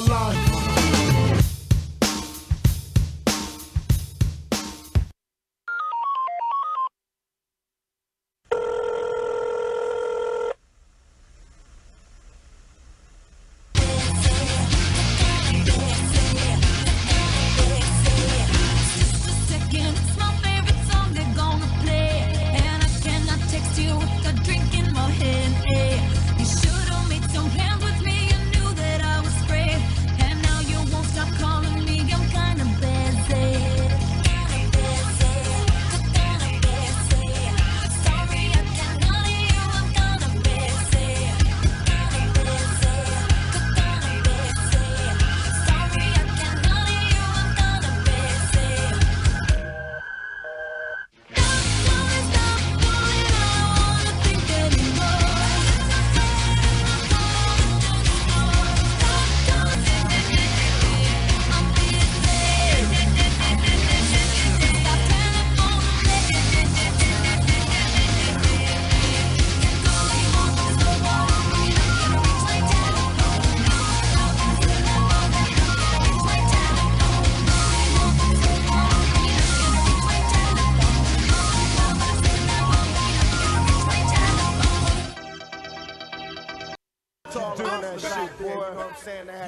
I see you, boy.